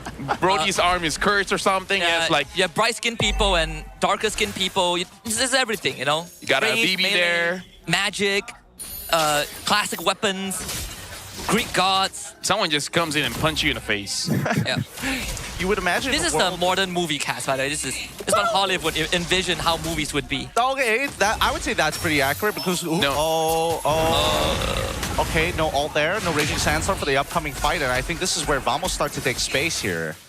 Yetri is in the flank, and they do see him. And that, his presence is enough to pose a threat. Zeke from behind, trying to look for Suelo. They're trying to burst him out. Suelo is gone! This is what Vamos is good at, to find these nooks and credits, and MelQT is going to be the main course, and they have just found it. Wisdom Nature, not enough to keep it alive. It does, a Quantum Charge! Last second, Nako really wants it and gets the shutdown. Now Nako out of the fight and is Vamos' way back. Yo, shout out to Zeke, man. That was sneaky. That was a good engage. Really, really good engagement. They get a 2 for 3 in favor of Vamos, and now this is going to be the Lord off that one fight. What a confusing puzzle to deal with, man. They are playing very real checkers here. Over here, we got to look at an instant replay, and I think what Vamos is doing is like, they're showing error, they're showing Subbat. I mean, like, where are the flankers? Psych is the Gadon catcher, right? It's smoke and mirrors, and it really made Invictus panic, right? They made it so that we don't know what's going on. We're just going to press buttons and hope it works out. And they don't have the AOG, so Zeke so Nova, not AOG, the Raging Sandstorm. So Nova can't really have that door stop, right? You can't really ult someone to break the tempo. And now Vamos just like that, swung a 4K gold deficit around. And Nova Escobar forced to use the quick send guard to keep himself alive. But that dome, Sanju can only keep him up for so long. Vamos, just like the games that we've seen them play before, gets their way back into the game with just one good fight. Really good fight, as a matter of fact. And this is why I was thinking that maybe Invictus needed to kind of hurry up on these outer tier turrets, man. Like, Brody can only do so much and isn't exactly known for hard scaling compared to, like, Claude. Yeah. I like that. Yes, Invictus kind of made a mistake by not hurrying it up, but at the same time, it's more on Vamos outplaying. So it's really refreshing, but for Invictus, it's not completely over just yet because you just need one good fight and some minions, and Brody can destroy the base super, super fast. But you can already see the problem in protecting this guy. There's just too many ways for people to get him. But I think the first step is actually just to ignore Mel. Mel, you kind of have to defend yourself. We got to take care of Suelo. As long as Suelo is in the fight, they'll figure a way. He is doing too much damage, man. Too much. He's only got 3 items complete so far, and I think he's on his way. Potentially. Oh, wait, hold on. Oh! Again, the AOG decided to connect, but Suelo assassinated again. Played by the poke. And to what Team Vamos needs to win this, Yetri can only do so much. Try to wail away the members of Team Vamos, but has to disengage. Yo, Suelo, man, like, again, it's not super his fault. It's just that Vamos realized, like, Mel is not the guy that we need right now. He's just a device. I don't know, he's just diversion. Safai has to use the flicker to get out, but that's what's important in surviving. I mean, Suelo gets to decide. He gets to basically influence where you fight. And without him, there really isn't anything to stop you. And not just that, glowing wand, there's a big chunk of damage taken out. A lot of that life bane also removed from the fight. Okay, you know what? At this point, someone needs man-to-man defense on Zkif, because Zkif is the one enabling all of this. Yep, this is 3 times that he is found. He got the flicker out of Suelo earlier, and then also got him killed for the next engage. Man, this... I don't think I've seen a Gathod use a conceal to get into a flank angle. I mean, the last time we saw it was from Witty, but that one didn't end well. I still remember Zkif doing it on Badang, man. That was a sick play, and I think that he still has that, and he's really refined it because he's getting it off pretty consistently. Gathod, Badang. I mean, Badang is understandable, but Gathod is something else. Well, right now we can see that the Lord has been started up. We got to look at Zkif's positioning, and look at Nova. I think Nova thinks that the flank is going to come from that angle, but Zkif is already showing his face here. It looks like Nova is just going to be clearing the way just to get level 15, but now he's level 15. Is he going to join the fight? Even Suelo is scared to show himself. That's why Hazel has to clear the side bushes. But every time Suelo is on the map, he gets threatened by Zkif. Oh, God, that is so scary, man. It's going to be a slow burn on the Lord. The good thing is that as long as Suelo gets the free Void Blast, you do kind of shave away the tank HP. So they gotta keep him alive. Yeah, but it's difficult. It's really, really difficult. And I can understand the problem that Vamos has. They've got a slow pushing wave on that top side now that it's been corrected by Nova Escobar. And now they have to like kind of dance around this Lord, but they don't have enough damage without Natco actively threatening it. And the same can be said about Invictus Gaming, right? Nobody can really rush unless both their damages are there. And now they're doing it. They're gonna go for the rush. Clockwork playing zoning duty, and Vamos, great housekeeping to get the objective. Their Valkyrie is sent to the back line. Nako instantly to the back with Winter Crown blazing to win. MLQT wins the nation to get out. And that is what we've been talking about. The box of influence from Suelo. They lose the entry, but a taunt from Hazel keeps them alive. Clock one to the back as well. Hazel doing his absolute darnest to keep this game going. But Arrow 404 finds the angle that is needed. And there's no more left for IG.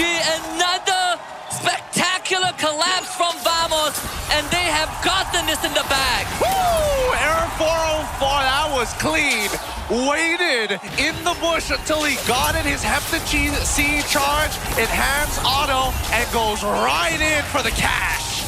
Game numero uno for Vamos, and that is step 1 out of 4 to Paris. But again, this is not something Vamos can celebrate. Number 1, it's a best of 7. Number 2, they have been reverse sweep before. This is just about IG getting as much information as they can. So, and again, we remember what Sapat said. They gotta pace themselves. They cannot go too much. And I think the game 1, this is the kind of energy that we're feeling, right? Yep. Macro, not too much fighting, just understanding your opponents. And I think both teams, They understand that this is a marathon. This is not a sprint.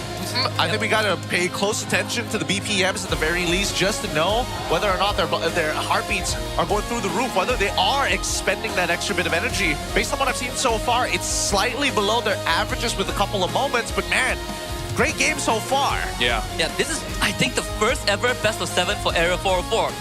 Right? Correct me if I'm wrong. First time eliminated in the playoffs, that's best of 3. Didn't really play last season. So yeah, I think it's his first best of 7. So it's going to be a true test of this young king. Woo! This young kid is going to have a lot of work up on his hands. And trying to think, now that they kind of got the information that they are looking for as of right now, whether or not IG have something else in store, right? Because again, this is one of the few times we get to see something else in the gold lane. There's some logic behind it. Maybe it wasn't executed well in the mid game, but for the most part, the concepts were correct. Yeah, I feel like it's not really a draft kind of thing. It's just a movement kind of thing. I feel like all the while, Coach Jess, as well as Coach Bam, was looking at the movement and be like, okay, you see this angle, you see this pathing, this is something you have to keep in mind. I think it also came down to not which team made the mistake, but which team made the better play. Yeah. I think Vam was in the last fight. I really thought, Suelo got his RWM off. They should have a chance. But then you have people like Zkif, like Hawkun, like Nako, who are diving in and out of the fight. These hit and runs are actually slowly withering IG down. And honestly, I kind of feel like this is going to be the battle of the roamers here because again, both are eyeing for that #1 spot. Right now, it's all Humes, but these are the new generation. Now, here's what I have in mind, right? An upcoming match, maybe Nova needs a hero like a Marcel, like a Hilda, something that can man-to-man defense one person. And I think the person will change. It depends on draft. Either Error, either Supat, either Zkif. I feel like they need a man-to-man defense just to make sure no one gets to jump onto Suelo, and then either Hazel or Yetri has to be that peeler. Okay. I'm starting to see the ideas here. I think maybe at the very beginning there was it was a lot easier for Nova to do it because he is on this Khalid, but as the game goes by, it definitely got a lot harder to kind of maintain that. And the same can be said for Zkif. So I think here in game 1, we see a little bit of a reflection of it. I feel like part of the problem that made it hard for him is both Zkif as well as Supat can cancel out the heal. Yeah. Right? Yeah. So I think you need something that, kind of like a Hilda. Even if you do get CC a bit, it's not that big of a deal.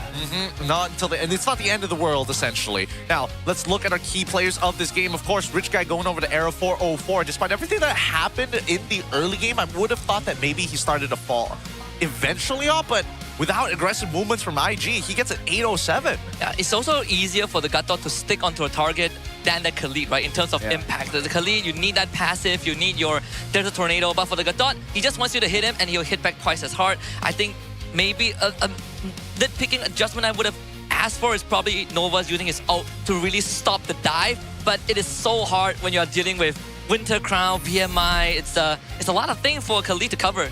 Pretty dirty mess, but our defeated MVP, of course, going over to MLQT. I think he played an astonishing game with how much these homing missiles were coming from him from every single angle. And again, this is the thing about a draft with the Brody, right? It's a ticking time bomb, but more on you only have a few minutes until the opponent just has the better field of vision against you, right? You got to destroy those turrets as quickly as possible. This is why Brody is one of those heroes that actually prioritizes the Malefic gun, because you need penetration. You need to make sure that even if they do build defense items, you can deal with it before it becomes a problem. Yeah. It's a hero that the game needs to end before the enemy skill. A reverse Layla.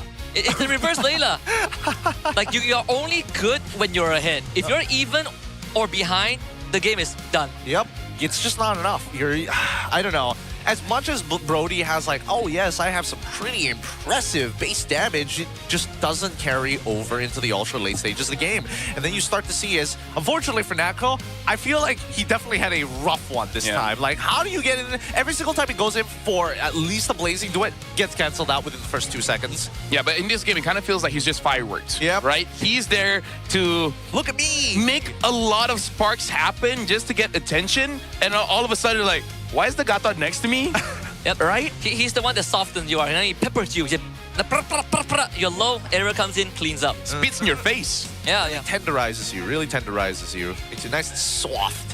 Fortunately, that does mean that at least for Invictus Gaming, they're going to need to rethink how exactly they're going to restructure this, because I don't think they did too many mistakes in this Yeah. game. It's just, man, some of these scenarios are really rough to deal with. And especially when like most of the characters you see are basically at the edges of your screen 90% of the time. By the way, I think actually the way that Zikif is playing is kind of how Ewan's played last season.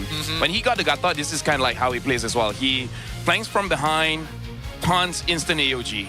Yeah, I think this last fight was just brilliant from Vamos, right? Instead of funneling through that one lane, they split into a 2-2 formation. Yeah. So wherever Mel go, he's gonna get jumped on. But I think that was a mistake, huh? By? IG, they should have stick to one lane just to like conquer something.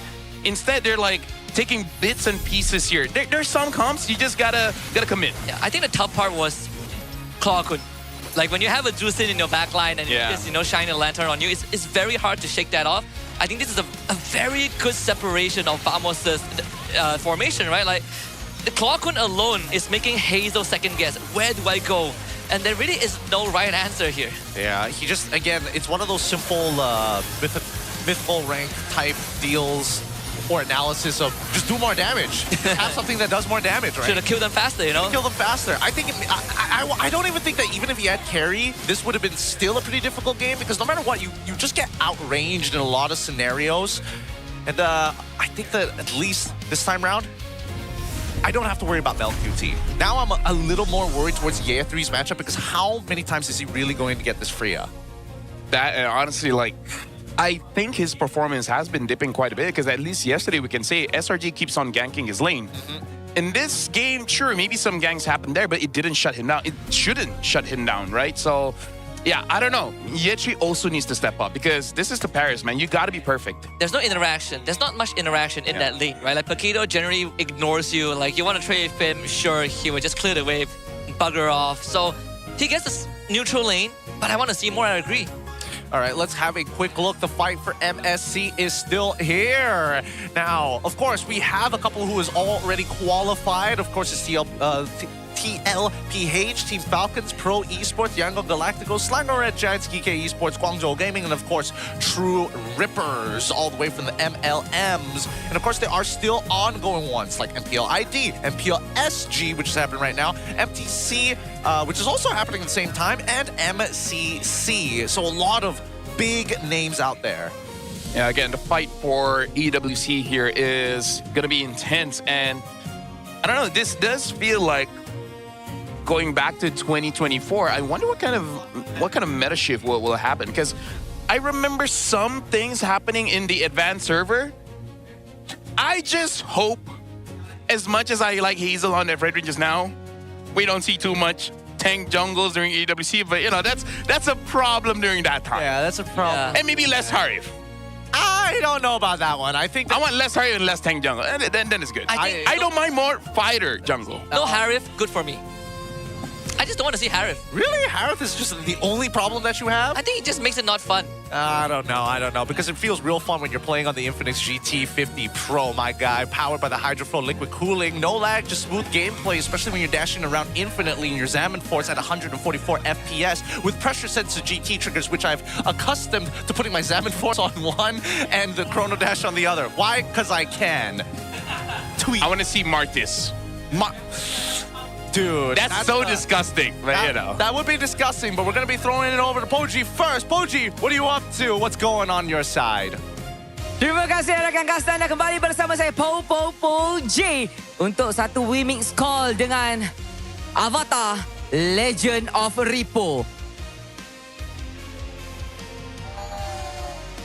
Hello Repo, apa khabar? Kabar baik. So, Ripo. So, kenapa tak 100% rambutnya tu gone? Macam mana Sebab dah deal dah, Poji. Dah deal sebenarnya, Poji. Sebab dah deal, cakap kalau Vamos kalah itu hari, nak buat rambut Ronaldo. Jadi inilah result dia. Yeah. Itu hasil sebab at first, macam aku nampak macam Avatar. Lepas tu yang kedua, nampak macam Ronaldo. Yang ketiga, ingatkan anak panah GPS. Macam-macam ada kat atas tu. Anak panah GPS? Ulang lagi. Tahu tak arrow GPS ni macam turn left, turn right tu, anak panah tu dekat dalam map tu. Ini bukan arrow. Ini tahu tak ni apa di Poji? Apa tu? Ini Vamos! Itulah Vamos sebenar So okay. So hari ni masih menyokong Vamos ke Ripo?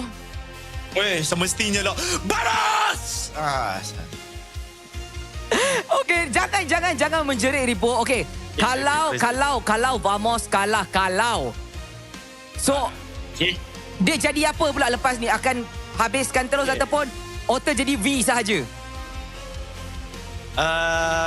Okay lah.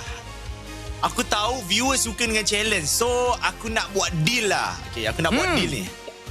Kalau Vamos menang, rambut aku warna Vamos. Kalau IG menang, aku buat warna IG. Dia okay. Putih atau hitam lah? Maksudnya putih? Ya, betul. Oh, ya kan nak buat yang macam hair tattoo tu, jadi tulis IG kat rambut. Macam shave keliling, huruf. Jadi huruf. Legging. Okay, Ripo. So, kenapa yang membuatkan kau rasa macam apa-apa hal jadi, Vamos tetap di hati? Boleh tak kongsi kenapa percaya Vamos lebih strong daripada IG sebenarnya? Sebab sebelum ni hina Vamos. Lepas tu tiba-tiba Vamos buat kejutan. Ya, sebab tu yang macam, what if kita jadi penjilat? kita support Vamos. So sekarang in the mood of jilat lah, sebab macam kalau kita ikutkan sejarah, sebelum ni awak adalah pemain BTR daripada Indo yang kan dekat Malaysia sokonglah BTRM, rupa-rupanya sokong Vamos. So dia macam kejutan. Lain, Indonesia dengan Malaysia lain lah. Tak sama? Sama tapi lain. Okay. Ya. Jadi Ripo, pada hari ni kan kita nak tanyalah, macam tadi Ripo dah buat janji kan kalau nak buat colour Vamos lah, kalau menang ataupun kalah dan sebagainya. Untuk prediction Ripo hari ni kan, macam sekarang Vamos dah menang 1-0. So, seberapa besarkah Vamos akan tutup game hari ni? Sebab hari ni adalah best of 7. 4-2 Vamos. 4-2 Vamos Ya, betul. Begitu yakin? Ya. Kena yakin, Poji. Kalau tak yakin, kita tak potong macam ni, Poji. Jadi, alright Ripo, kita pun tak naklah curi masa panjang sangat sebab game kena berjalan. Game has to macam, the show must go on. Okay Ripo, anything you nak shout out dekat semua penonton-penonton, viewers yang ada dekat arena ataupun yang tengah tengok stream you, macam mana, anything to say? Yeah.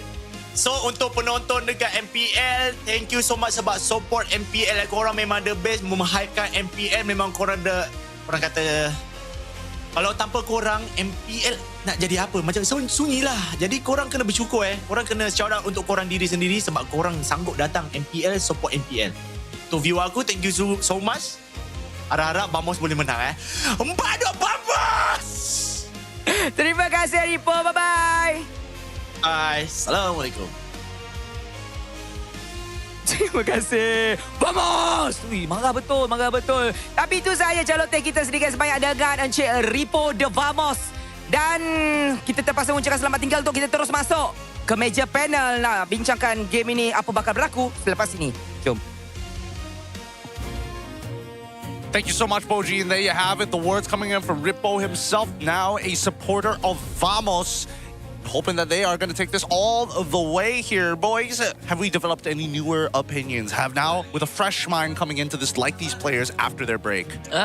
So far, according to plan, no, Vamos still looked more solid than IG. But if there's anything that has changed my mind is that at least IG didn't look as shaky as yesterday, right? Just based off of game 1. Okay, so then what's the prediction now from like, it used to be, oh, it's going to be 4-0. Vamos is going to take it all to now what? I've always been looking at least 6 games, like 4-2. 6 games? Yeah. Yeah, I'm actually Ripo. I think that, yeah, 4-2, yeah. What? You guys don't want to go back home early. It looks like it might be a long day today. We'll find out because Vamos will be taking first pick and they got a 68% win rate. I mean, here's the thing. If it goes all 7 games, I'm just going to sleep here. Honestly, you've just given up at that point. Yeah. I don't mind 7 games if it's good games. Well, let's see. We got a player call coming in from Claw Kun. A chance at redemption. Against IG in the past, we've always found it hard to close out games. They often managed to come back against us because we weren't clean in the late game. We usually had the advantage in the early to mid game, but we failed to fully capitalize on it, and we probably didn't know how to properly close the game. Now that we're meeting again, this is our chance to redeem all the past losses. Yeah, I mean, it's not easy losing to the same team 3 times in the same season and now having to face off for only 1 slot to Paris. I can understand the sentiment, but it just makes the win even sweeter, right? It gives them a bigger confidence boost with how they came back in Game 1, which is directly contrasting what he mentioned in the quote. Back then, he said they couldn't close out games, but they were clean ahead. In Game 1, they were getting dominated, but they came back. And here's the thing, Vamos does not have any other excuse anymore because they face up against IG 3 times now. Right? They have 3 different times where they see their mistakes and they should fix it by now. And the fact that we didn't see over celebration coming in from Vamos, I feel like step 1, they already got it covered. This is their 13th game, by the way, against each other. The 13th game. As we jump right into the drafting phase, let's keep in mind the stakes are high. And whether or not this IG Kryptonite is actually true is up to debate. As we jump right in, random map draw tells us expanding rivers. This will be fast. This will be interesting. Yep, now that IG is the one that takes initiative to ban out the Fanny, which means Vamos gets 1 extra ban, right? They have to ban the YSS and Marcel. That's a given. But I wonder if they are going to let a ban of Freya or let both Freya and Paquito go through. Freya has been banned. Right now, I'm looking at Harif as well as the Phobius, actually. Right? Because I feel like there's still a lot. Okay, so Phobius has been banned. Vamos is kind of forcing IG to ban out the Harif here. Yep. Because Harif so far in the playoffs has only lost 1 game in total. And that's actually, funny enough, it's SRG who lost that game. Oh, yeah. Against IG. Yeah. Oh, it couldn't have lined up better than that. Could not have lined up. I mean, there are still some other power picks that is under in question as well, like the Guinevere, for an example. I haven't seen much of her. Harif finally gets banned out as expected and called earlier by LaFell. Now, Vamos, his first pick. What would you think? What do we think? I would go Paquito. I will go Paquito. I will go Paquito. No question. Or Gwyn. I can see the Gwyn as well, but whew. It's also Era's pick, but I think Paquito is better. Yep. Way better. Overtuned hero. I would honestly still, unless Mel is really not confident, I think you take the Claude. I really think you take the Claude. If honestly, Claude, anything. If they don't take the Claude, I think it's in Mel's head. He's like, Coach, I can't use the Claude now. Honestly, even if they take the Claude, Nako has placed a sick Moskov. They're not worried about this. And Carry. Mars, what do you think? Who would they pick? Thank you for your input. Great input, Mars. Great input. Guinevere alongside with Zhu Xin. It's going to be locked in for the side of IG. Guinevere, okay. I feel like IG, they're going to go through with an Arlet later on. Yeah. I have a feeling too. We'll see. We'll see how this is going to play out. If I was Vamos, I would feel good enough to pick up a roamer here. Like the Gatot or Kalia or... Yeah, I'll take Gatot. Do they want to get... Okay, fine. They want. Okay, Claude Eve, you have a good draft. If you want to keep it simple, yeah, Claude Eve. I don't think they can afford that. Can't wait. I'm trying to think of what other relationships there are. You can take Suyo Claude as well. You can take Suyo and Claude. I'm okay with that Suyo one. Valentina. Oh, that's really bold though. Claude, all right. So okay, well, it's on that list. It's on the list. It's on the list. I think this is, I wouldn't say the most flexible because you've already kind of shown what the lanes are going to do, but I think the early game damage is there now. I want to see how IG wants to kind of compensate for it. Because right now, this is a draft, again, that any marksman is going to have a hard time. You're going up against a CEO, a Paquito, as well as a Claude. There's really not enough room for you to run away. So I'm thinking something like the carry, where you just kill them first. Yeah. It's a very straightforward dive comp with multiple ways of entry and exit. And you know what? Take the either the Gatot or the Kalia or whatever roam. Because I don't think IG can afford getting their roamer get destroyed with the drafts. You want to take the Cho here. Or Atlas. Oh, actually, Atlas. Let them come. Benedetta. Oh, showing it quite early. Okay. So I was about to bring up the point where we have seen like most XP laners, they either play damage fighters like Kido, Teresa, Yuzong, Lapu, or they have some sort of setup in the pocket, right? Like Lynch can play both Lapu and Arlet, but I haven't really seen that out from Year 3. Aside from the Benedetta, not really much Arlet, not really much Sandbag. It feels like he is sort of in limbo. Hey, I don't know. It's truly up to him. I'm pretty sure that the coaches are giving him options of what to pick. And he basically chooses what he's most comfortable with. Most of the drafting is generally looks like that for a lot of teams, and I can only assume the same. But at the end of the day, it's just how much impact he brings, right? As much as Benedetta, it's a sort of I would say it's a little bit more favored to Paquito because it's a lot easier to execute. It really depends on that eye for an eye later on, but for the most part, should be able to leave the lane about the same time. I feel Vamos should ban out the Hilda, because I feel like if IG get the Hilda, they can actually deal with everyone from Vamos here. I agree. Kalea is also something that was mentioned. Pick off heroes, Kalea/Show. I think Hilda is good as well, but they also have the Khalid in the back pocket, right? Nova had a decent Khalid game in Game 1. What does that leave us with? I don't know. I feel like Khalid is slightly risky against Paquito. That's the only thing. Like, you can't properly front line. And with the draft that IG has, when they have a Guinevere, you would prefer someone to check the bush and not the Guinevere, right? I think keep it honest, right? You could just go high loss in those cases if you're looking for someone who actually just needs the front line and you get the access to revitalize as well. Or Gatot. Gatot's also good if you want to make it less interactive. But then again, Vamos hasn't really shown what exactly they intend to do with their like mid-duo. And I think that's what they're holding off at the very end for. And then banning out the Adders also opens up that option, right? You don't have anyone to really not just track you down, but consistently disrupt you and your lane partner. So now I feel like banning out the Gatot would be okay for Vamos here, or picks like the Hilda, like the Cho. I don't see a... If you want to ban a marksman, probably just the Moskov.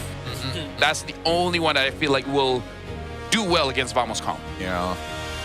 So make sure you can kite, make sure you can displace. Because they already have Benedetta that can play long lane. Moskov makes it twice as hard. See how they want to do this. I think that Vamos should really go for the ban. Honestly, would I prefer Moskov ban here over Cho if I knew what the ideals were? They give respect to Nova. But then that does open up Cho and Gatot, like either or, unless this is a Gwyn room.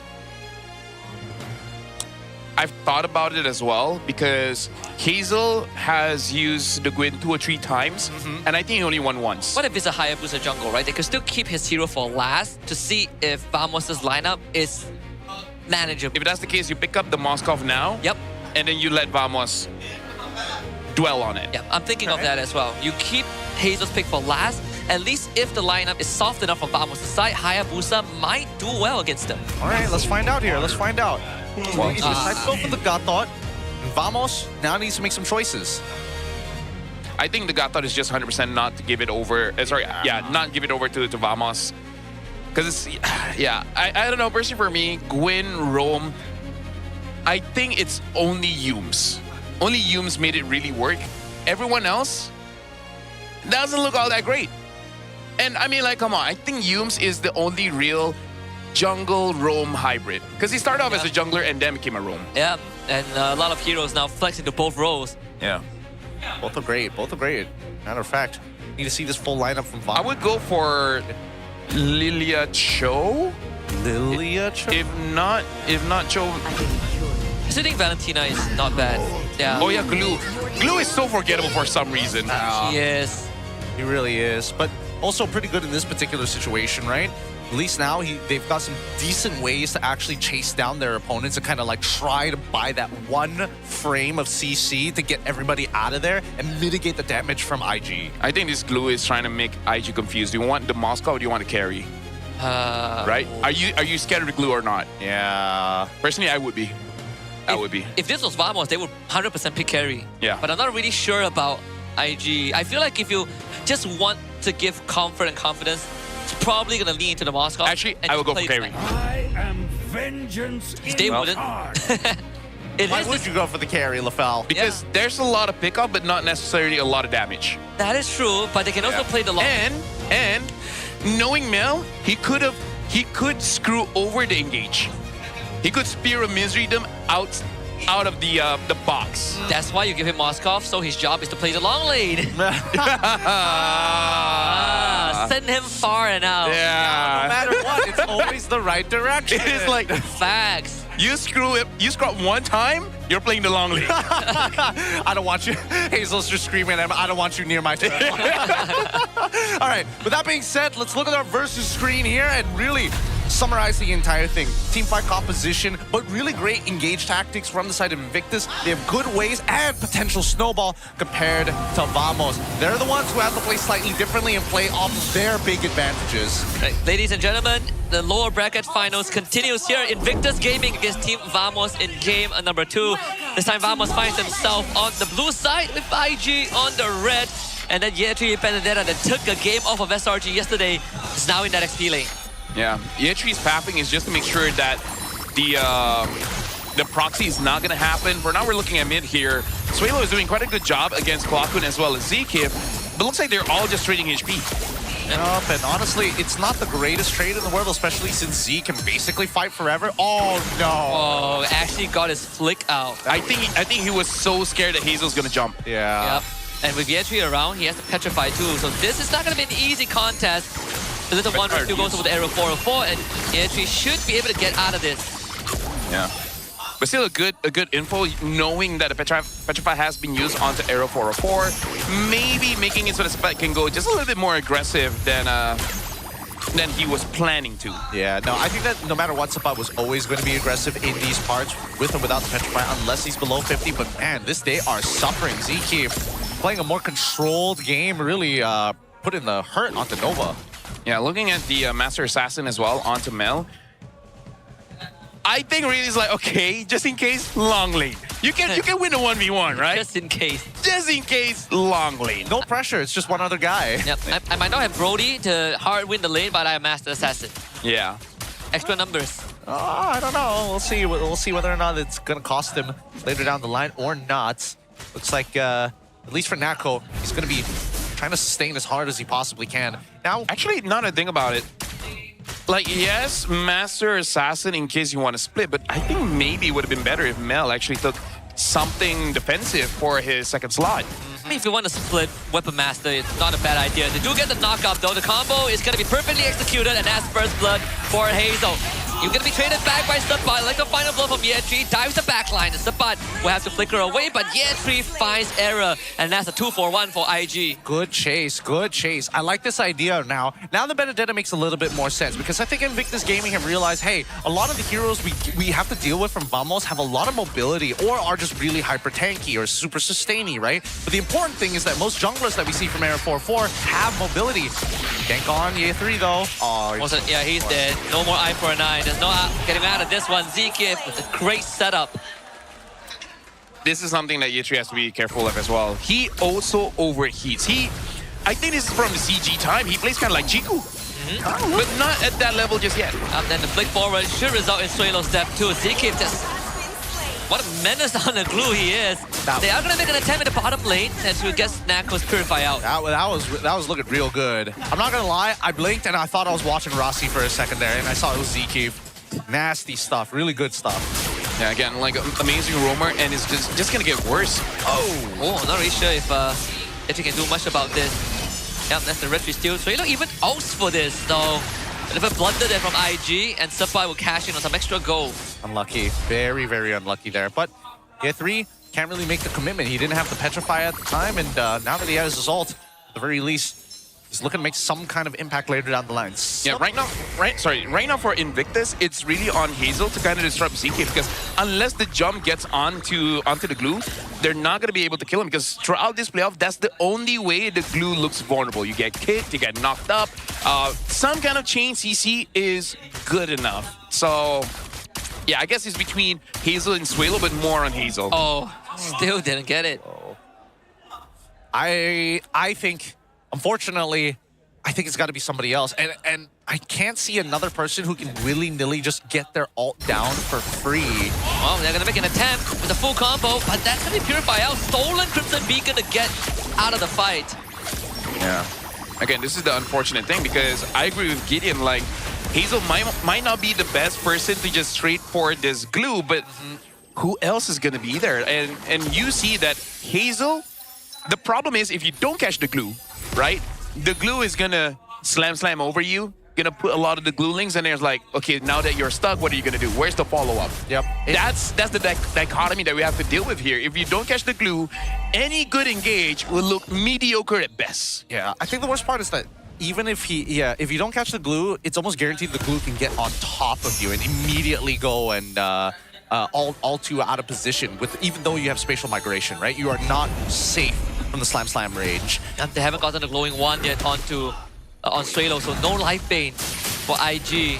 It's not going to be an easy fight. They need a full combo, but even then requires some serious commitment, and ZKIM has no problem doing so. Suelo already out of the fight, and without him, it's not going to be anything that they can do. Maybe they can turn on the ZKIM and finish him off with a Violent Requiem, and finally do so. But Arrow 4-4 in the back with some low health members. That slowly goes absolutely wide, and IG will find two.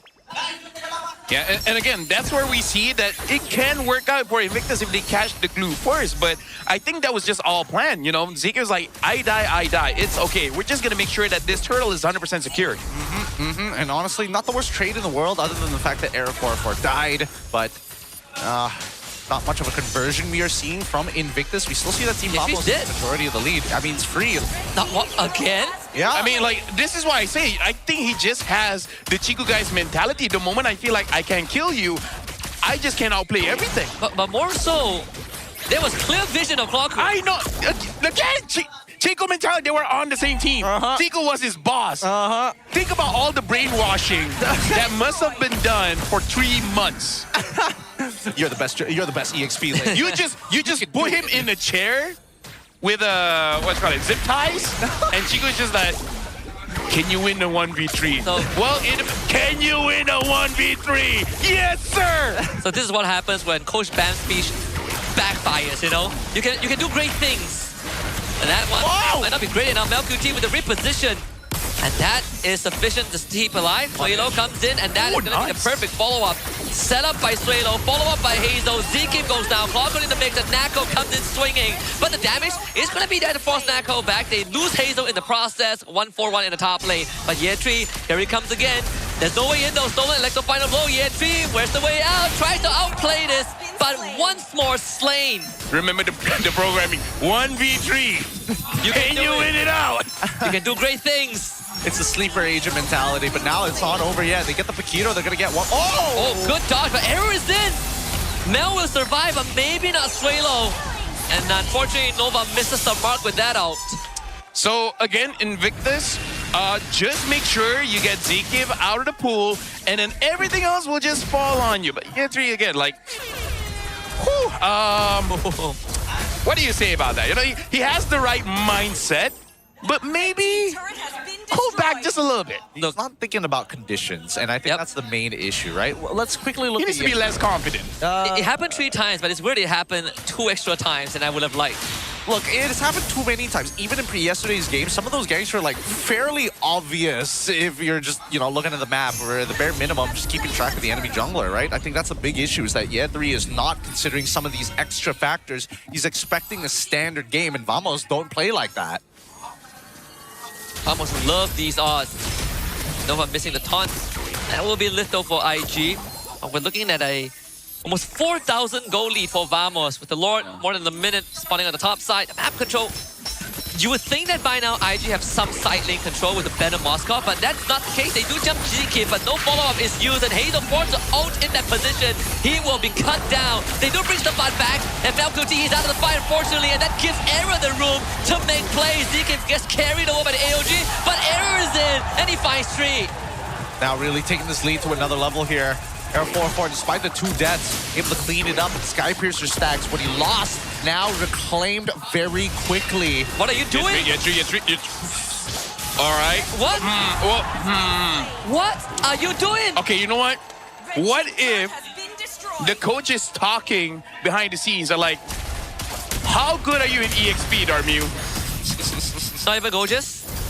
Oh, yeah, I forgot about Gorgeous. Whatever considering Gorgeous I now. forgot about it. Actually, you know what? Sitting in the crowd is just like that. Actually, you know what? Maybe it's better to put in Gorgeous. At least he plays the tank so that Hazel can play the assassin. At least he can pick Gatot and go Yes! Yes! Good lord, that's 4 times by the way. I can't. Look, again, We're done with Mel, now we got Ye Tri. Dude, CG reprogramming is absolutely real. Yep. It's a conspiracy in the works, but at this point, the proof is there before the question has been asked. Just say the key phrase and the sleeper agent activates. Yep. Maybe the key phrase is that you can do it. It's like, you can do it. Coach is telling you, you can do it. It's like, I can do it. Oh, good lord. Clear the wave. After this, I'm gonna call it. He's gonna try to steal the Lord. He's gonna. I think he will. Honestly, that's a lot more plausible. Yeah. At least it amounts to some possibility. Yeah. The past 4 deaths, nothing. All right. Let's find out right now. Because he's got Petrify, he's got us all, but Natko is the one poking him out, and he's already used BMI. Can he do it? Oh. They find a knockout on the Sabah. That is going to be a good angle in for the punish. Sabah goes down, but there's no Electro final blow, so easy Lord for Arrow 404. The rest of ENG looks to walk away. Torko is getting stalled out, but Natko separates the battle line, and Nova gets out of there. Ye Tri dies, but for a purpose. MLQT will now get some damage done in the bot lane. Yep. He's gonna get a free T2 on the bottom side. The Lord still fell into the hands of a team of... Oh! MLQT. Unfortunate. Okay, that was just unfortunate, okay? He tried to recall, but the thing is, he had Flicker and he had time. He could have just walk, dash, and then if someone gets close, Flicker away, but... he forgot what map it was. No, it's... There's no way he's gonna get to me before I... Oh yeah, it's expanding river. Yeah, it's that river. You follow the stream and suddenly speeds up the rotation. And now synchronized waves in tree lane. Ooh, yeah, tree. Okay, he survives this time. He needs to breathe. He needs to breathe. Like, his heart rate is slowly climbing up now to 90.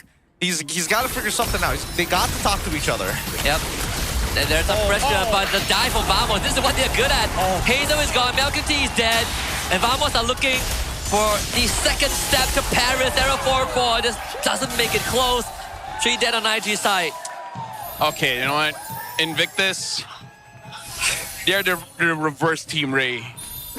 They are the reverse Team Ray. They have a pretty good mid trio. Look, if they are the Kryptonite, if they drop this game and reverse sweep after, I don't know what to tell you, because they're going for the end now from Vamos' side. If they do that, they will be the true Kryptonite. Hazel is going to be back right now, but there's some many ways to deal with, and there goes Nova. He's dead. MLQT, SOD, gotta deal with the wave first, but the rest of Vamos focuses on what's important, and Vamos are now halfway there. Dang. What a way to drop a game here, but at least for Vamos' side, they'll take these wins. I'll take these wins. Path of least resistance, you know what I mean? Yeah. You look at Mel's face, even he's like, oh, bro, like that didn't feel good for me. It's like, bro, come on. I got 2 good games. Maybe 1 bad death. 1 bad death. It's snowball, dude. It's snowballed very out of control there. They need a reset. They have to reset for the side of IG. Yes, they need to reset. And I think you said it correctly. The path of least resistance. Get an assassin on Hazel. You know what? Stop this nonsense. You know what? Ye Tri, you know what? You're gonna use a hero that has a lot of HP and that's it. And then Mel, you can push towers. Let Hazel get a Savage and then you're good. Because if you look at yesterday, the games that, even when they lost to SRG, but games that they were ahead, they were able to fight back, Hazel was on Assassin. Hayabusa, I don't know, give it a Nola, give it a Suyo, give him whatever that allows him to do damage. MLQT has already fixed those bad habits from yesterday. The win condition was on Hazel and Suelo, but we haven't seen that just yet. I think Tank Jungle is good to practice, but once you secure Paris. Yeah. Right? Yep. Go through the off-season, then keep on doing it until you get it. Yeah, we're trying to put tape on an engine, a leaking engine here. It is a tough situation to be in, especially when Arrow 4-4, despite still feeling under the weather, is killing it with his Suyo. Man, every time he's got Sky Piercer, he just gets max value. Kill him 2 times, doesn't matter. He just recovers, gets the Sky Piercer, gets 8 kills in a row. Dude, when he's on the CEO, it reminds me of the first time Lancelot was, releasing to the game, where his second skill basically does 80% of your HP. Yep. Yeah. Speaking of which, I believe it was, okay, right? I'll bring this up when it's more relevant, because there's one hero that makes me feel so old because it was released 8 years ago. All right. I believe it was Lilia. No, you're joking. Like, try to think about that. Lilia was released 8 years ago? I can't remember, but it was a mid laner. And it's like something that's still relevant today, but it was released 8 years ago. Farsa? Okay. No, it's not Farsa. When was... No, Farsa was still part of like the base pack. Wait, it might be Odette. Oh, okay. was Odette part of the base pack? Lilia was released 6 years ago. 6 years. Ah, okay. What was the 8-1? Look, Which mid laner in MLBB was released was in 2018. Okay, in 2018. 2018. What was in 2018? All right, here's the list. Lunox? Get ready. Even... Lunox, Harry doesn't count, Valir. Lunox and Valir. Lunox and Valir. It might be Lunox then. Was that 8 years ago? 2018. It is 8 years ago. That's wild. That's like a year before. So yeah, before I graduated school. Yeah. After. Sorry, after. After. Yeah, because I was doing the mental math. I was like, wait, hold on. What? After I graduated high school. After. I feel so old. Hey, time only moves forward, unfortunately. And Vamos, they might be that next generation that everyone's going to keep their eyes upon. Fortunately for IG, the polish, they're losing that polish. Yeah, they're forcing things out. They're tilted too early. Like, you don't see it with the hardest, but it's like the way that they play. If I switch tilted with desperate, I feel like that's the call, because you see Hazel trying to make a desperate catch and ends up, not working out. Yetri tries to outplay a desperate kind of play. It didn't work out. I think you guys got to help me out. I cannot see this. Don't worry. I think a lot of it has to do with tilt, right? Because just look at the pathing that we see here from Arrow 404 side. When he decides to find those two hero kills that he gets pretty early on in the game, and this is from 0 seconds all the way to 8 minutes. A large part of it is on his side of the map, making sure that he is heading towards the EXP. You're finding those opportunities to get those ganks in, and it happens a little too consistently. Not to mention that at the very least, having assistance from, well, I wouldn't even just say your mid-trio. Just support alone, that early game damage makes all the difference for junglers. Hey, don't forget about the glue, man. Yeah, oh. Like, that guy is a menace. He is a problem. He is a problem. Very frustrating to deal with. This is probably like the only good play, I guess, from the Benedetta this game, where he locks onto Area 4-4, gets the job done, but after that, it's just... This one is like, okay, happened once, whoopsie, my bad. Yep. And then he does it again, and again, and again. Yeah. Again, yesterday there was an excuse, today there's no excuse. Yep. Like yesterday, the death came to you, now you're just going to the death. Yeah, it's unfortunate for him, but hey, there's still time to recover. It's a best of 7 for a reason. It's a marathon, so we need to see that mental reset, because I feel like it's not even desperate. They were playing really tilted. Yeah, 3 especially, right? And even for Hazel, sometimes like forcing some of those plays, I'm not sure was the right call, even if you do have Winter Crown, but I don't know, that's just me. That's the Hayabusa mentality, right? Because you see an opportunity and you know you can get a kill. Honestly, take it. Honestly, in the last instance when he caught ZK, if he had Winter Crown, he would have been fine. The reason why he had to jump away was because Suyo was there. Because look at Suyo, look at how much he can delete your HP. Yep. He's a nuke. He is a nuke, especially with so many stacks of Sky Piercer. Either way, still very difficult games here to watch, especially when IG is losing with such a whopping lead from Vamos' side, and the mistakes that were had, it felt inevitable. Yeah, we've seen both sides of both teams, Vamos can come back from a deficit and they can play extremely well from ahead.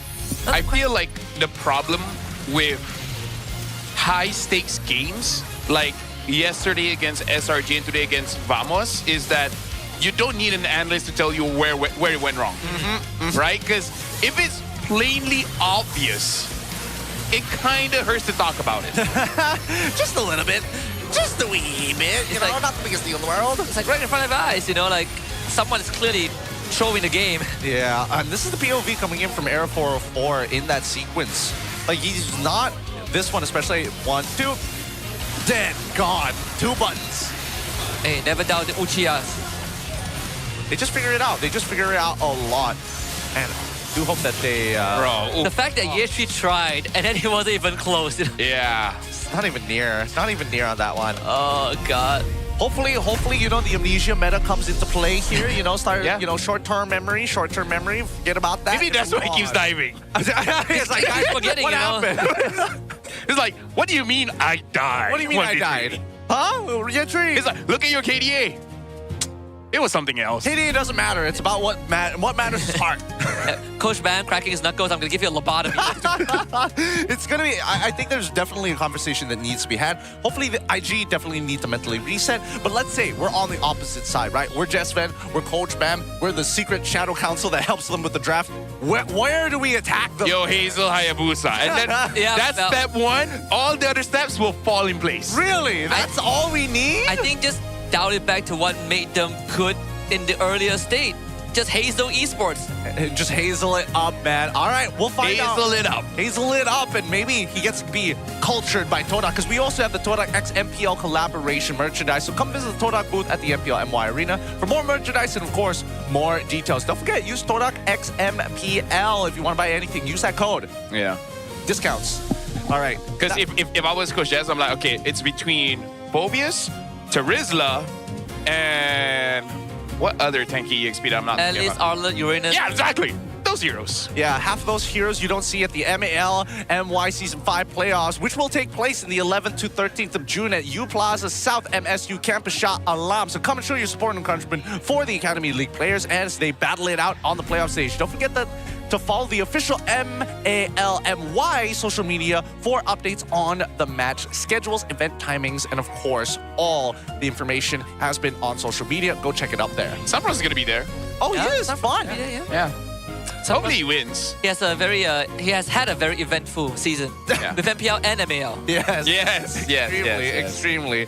We always support our boys, but for the upcoming game, it's going to be a little tougher to get behind what IG is trying to do, especially with the way that they are playing. But recovery is going to be key in those moments, right? I think this is where we see IG be put in the forge of fire, put in the kiln. It's hot. It's either they break and split or they get stronger. With that being said, we're going to be throwing it over to our host, Rose, alongside with Fuji. What are you guys up to? What's going on? What's happening on your side?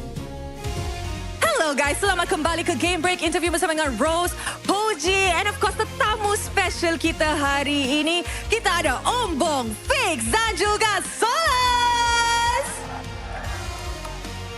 Wah. Okay, Ombong. Soalan yang pertama. Minta maaf cakap lah sebab Flash tak berjaya pergi jauh, kalah awal kan. Okey dah Puji. Okay. Tadi untuk hari ni, Ombong sokong siapa? Disebabkan Flash tak lepas playoff, hari ni semua Vamos kan? Semua Vamos Saya berhaluan kiri, saya pilih Invictus Gaming. Yeah. Wow. Sokong IG. Adakah itu tanda-tanda IG akan balik awal? Oh my god, Rose. Sorry. No, tak personal tapi itulah. Tadi, sabar. Roasting. Roasting. Okay, Rose Puji, tadi tak silap aku masa kita watch party kau Vamos tu. Kau jangan kantoi. Kenapa? Oh, sebab crowd dekat luar tu Vamos. Okay, Dia ikut situasi. So kita pun ada Fix dan juga Solos dekat sini. Tapi kalau kita berbandinglah dengan musim-musim sebelum ni, apa yang Fix dan juga Solos rasa tentang era baru kita ni? Era baru aku dulu Okay, kalau aku yang kita dah masuk partnership kan, betul tak? Okay, nampak player pun dah makin improve, and kita nampak muka-muka baru, bukan dah muka sama je kan. Contohnya macam siapa, macam Hazel Tak tahu, aku memang respect kat dia sebab dia improve lah. Makin lama makin improve. Dia most improved player kan season ni? Belum lagi, tapi Rising Star. Oh, Rising Star improve lah tu kan? Yes, tak, dia tengah macam tak? naik. Rising Star, okay. Tengah rise. So, ya, aku happy lah tengok season ni. Makin banyak improvement season ni. Yes. Solos pula?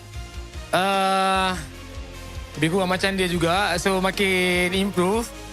Dalam masa sama dia mungkin akan lagi berkembang lagi akan datang.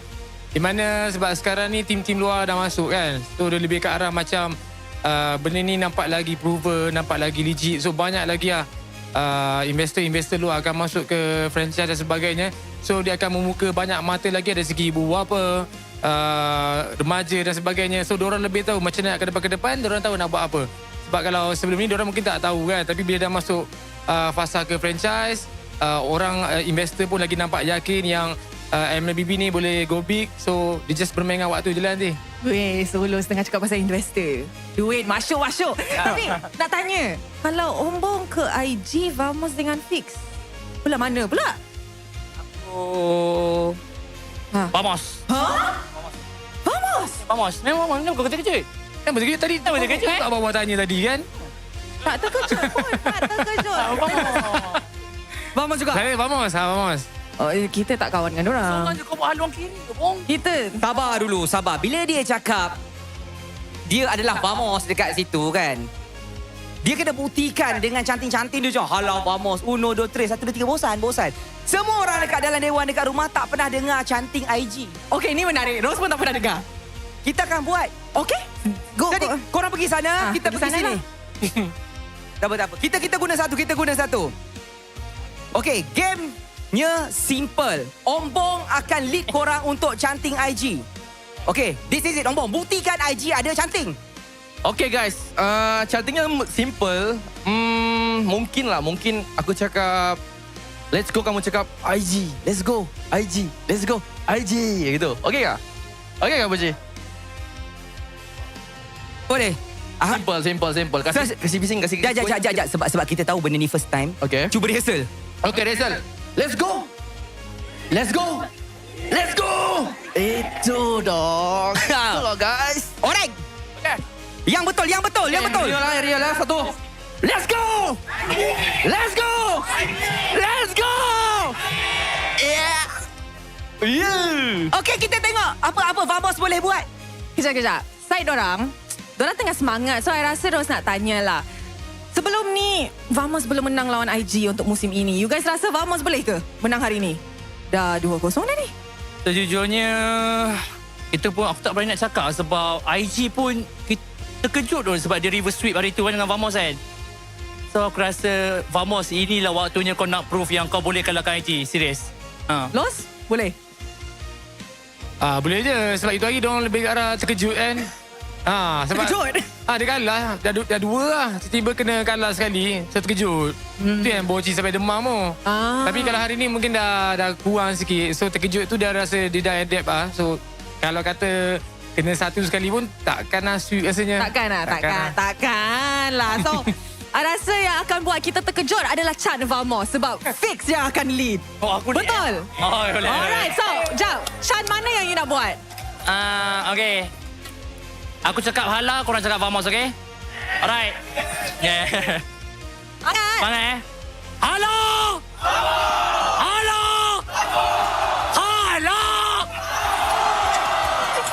Wow. Cerita dia sekarang, diorang dah praktis banyak season. Invictus Gaming baru season ni. Tunggu next season. Ombong akan tulis skrip lain-lain lagi, betul? Betul, tapi season depan aku flash, sorry ya. Sementara. Sampai playoff. Ya, sampai playoff. Ya. Di rumah singgah. Ya, rumah singgah. Maksudnya dia cakap next season Flash tak lepas playoff juga. Oh, janganlah. Dia yang cakap. Thank you guys. Thank you so much. Thank you. Hopefully you guys enjoy Nobody dekat luar dan juga vibes kali ini. So Poji, mari kita membuang masa kita terus nak masuk ke meja panel semula. Nak tengok sama ada IG mampu bangkit kembali untuk game ni. Jom masuk.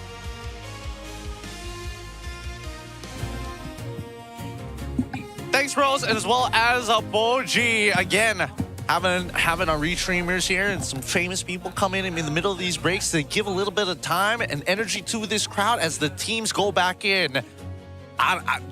IG reset. IG, you gotta reset. Like, game 2 was not it. Game 1 was okay. It was okay, yeah. Game 2 was kind of like going backwards. Now, another question is, right, we saw them do the reverse sweep 2 days ago.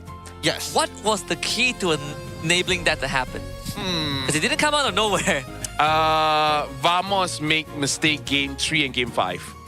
Right, game 3, remember that Vamos was in the base of the enemy, and that time Hazel was using the Baxia, right? And then they got a good catch, and then they just started controlling the map from there.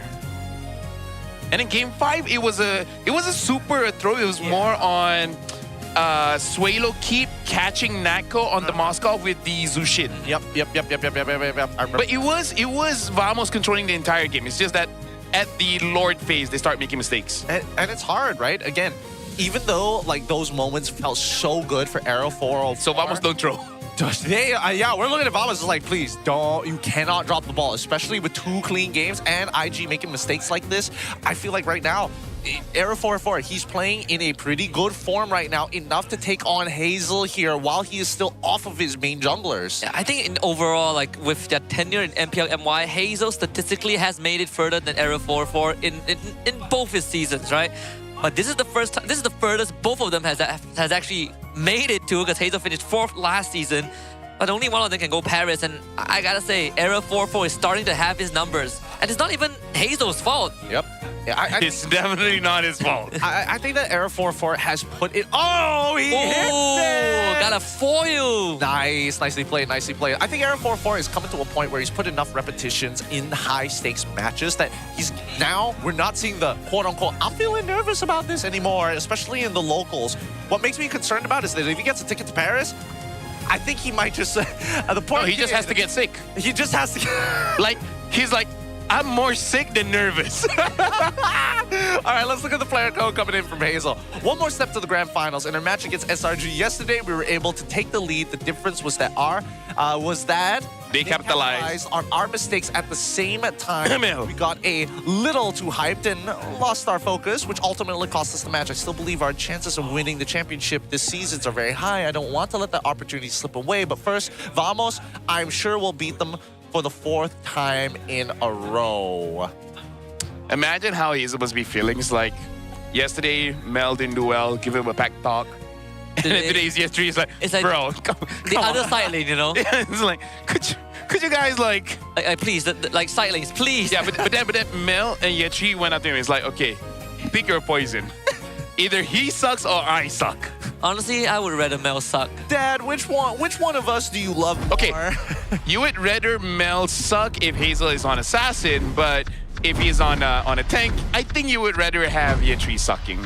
Hey, they have 2 subs for both bros. EXP needs to lock in, man. Look, they need to lock in. IG has substitutes for both bros.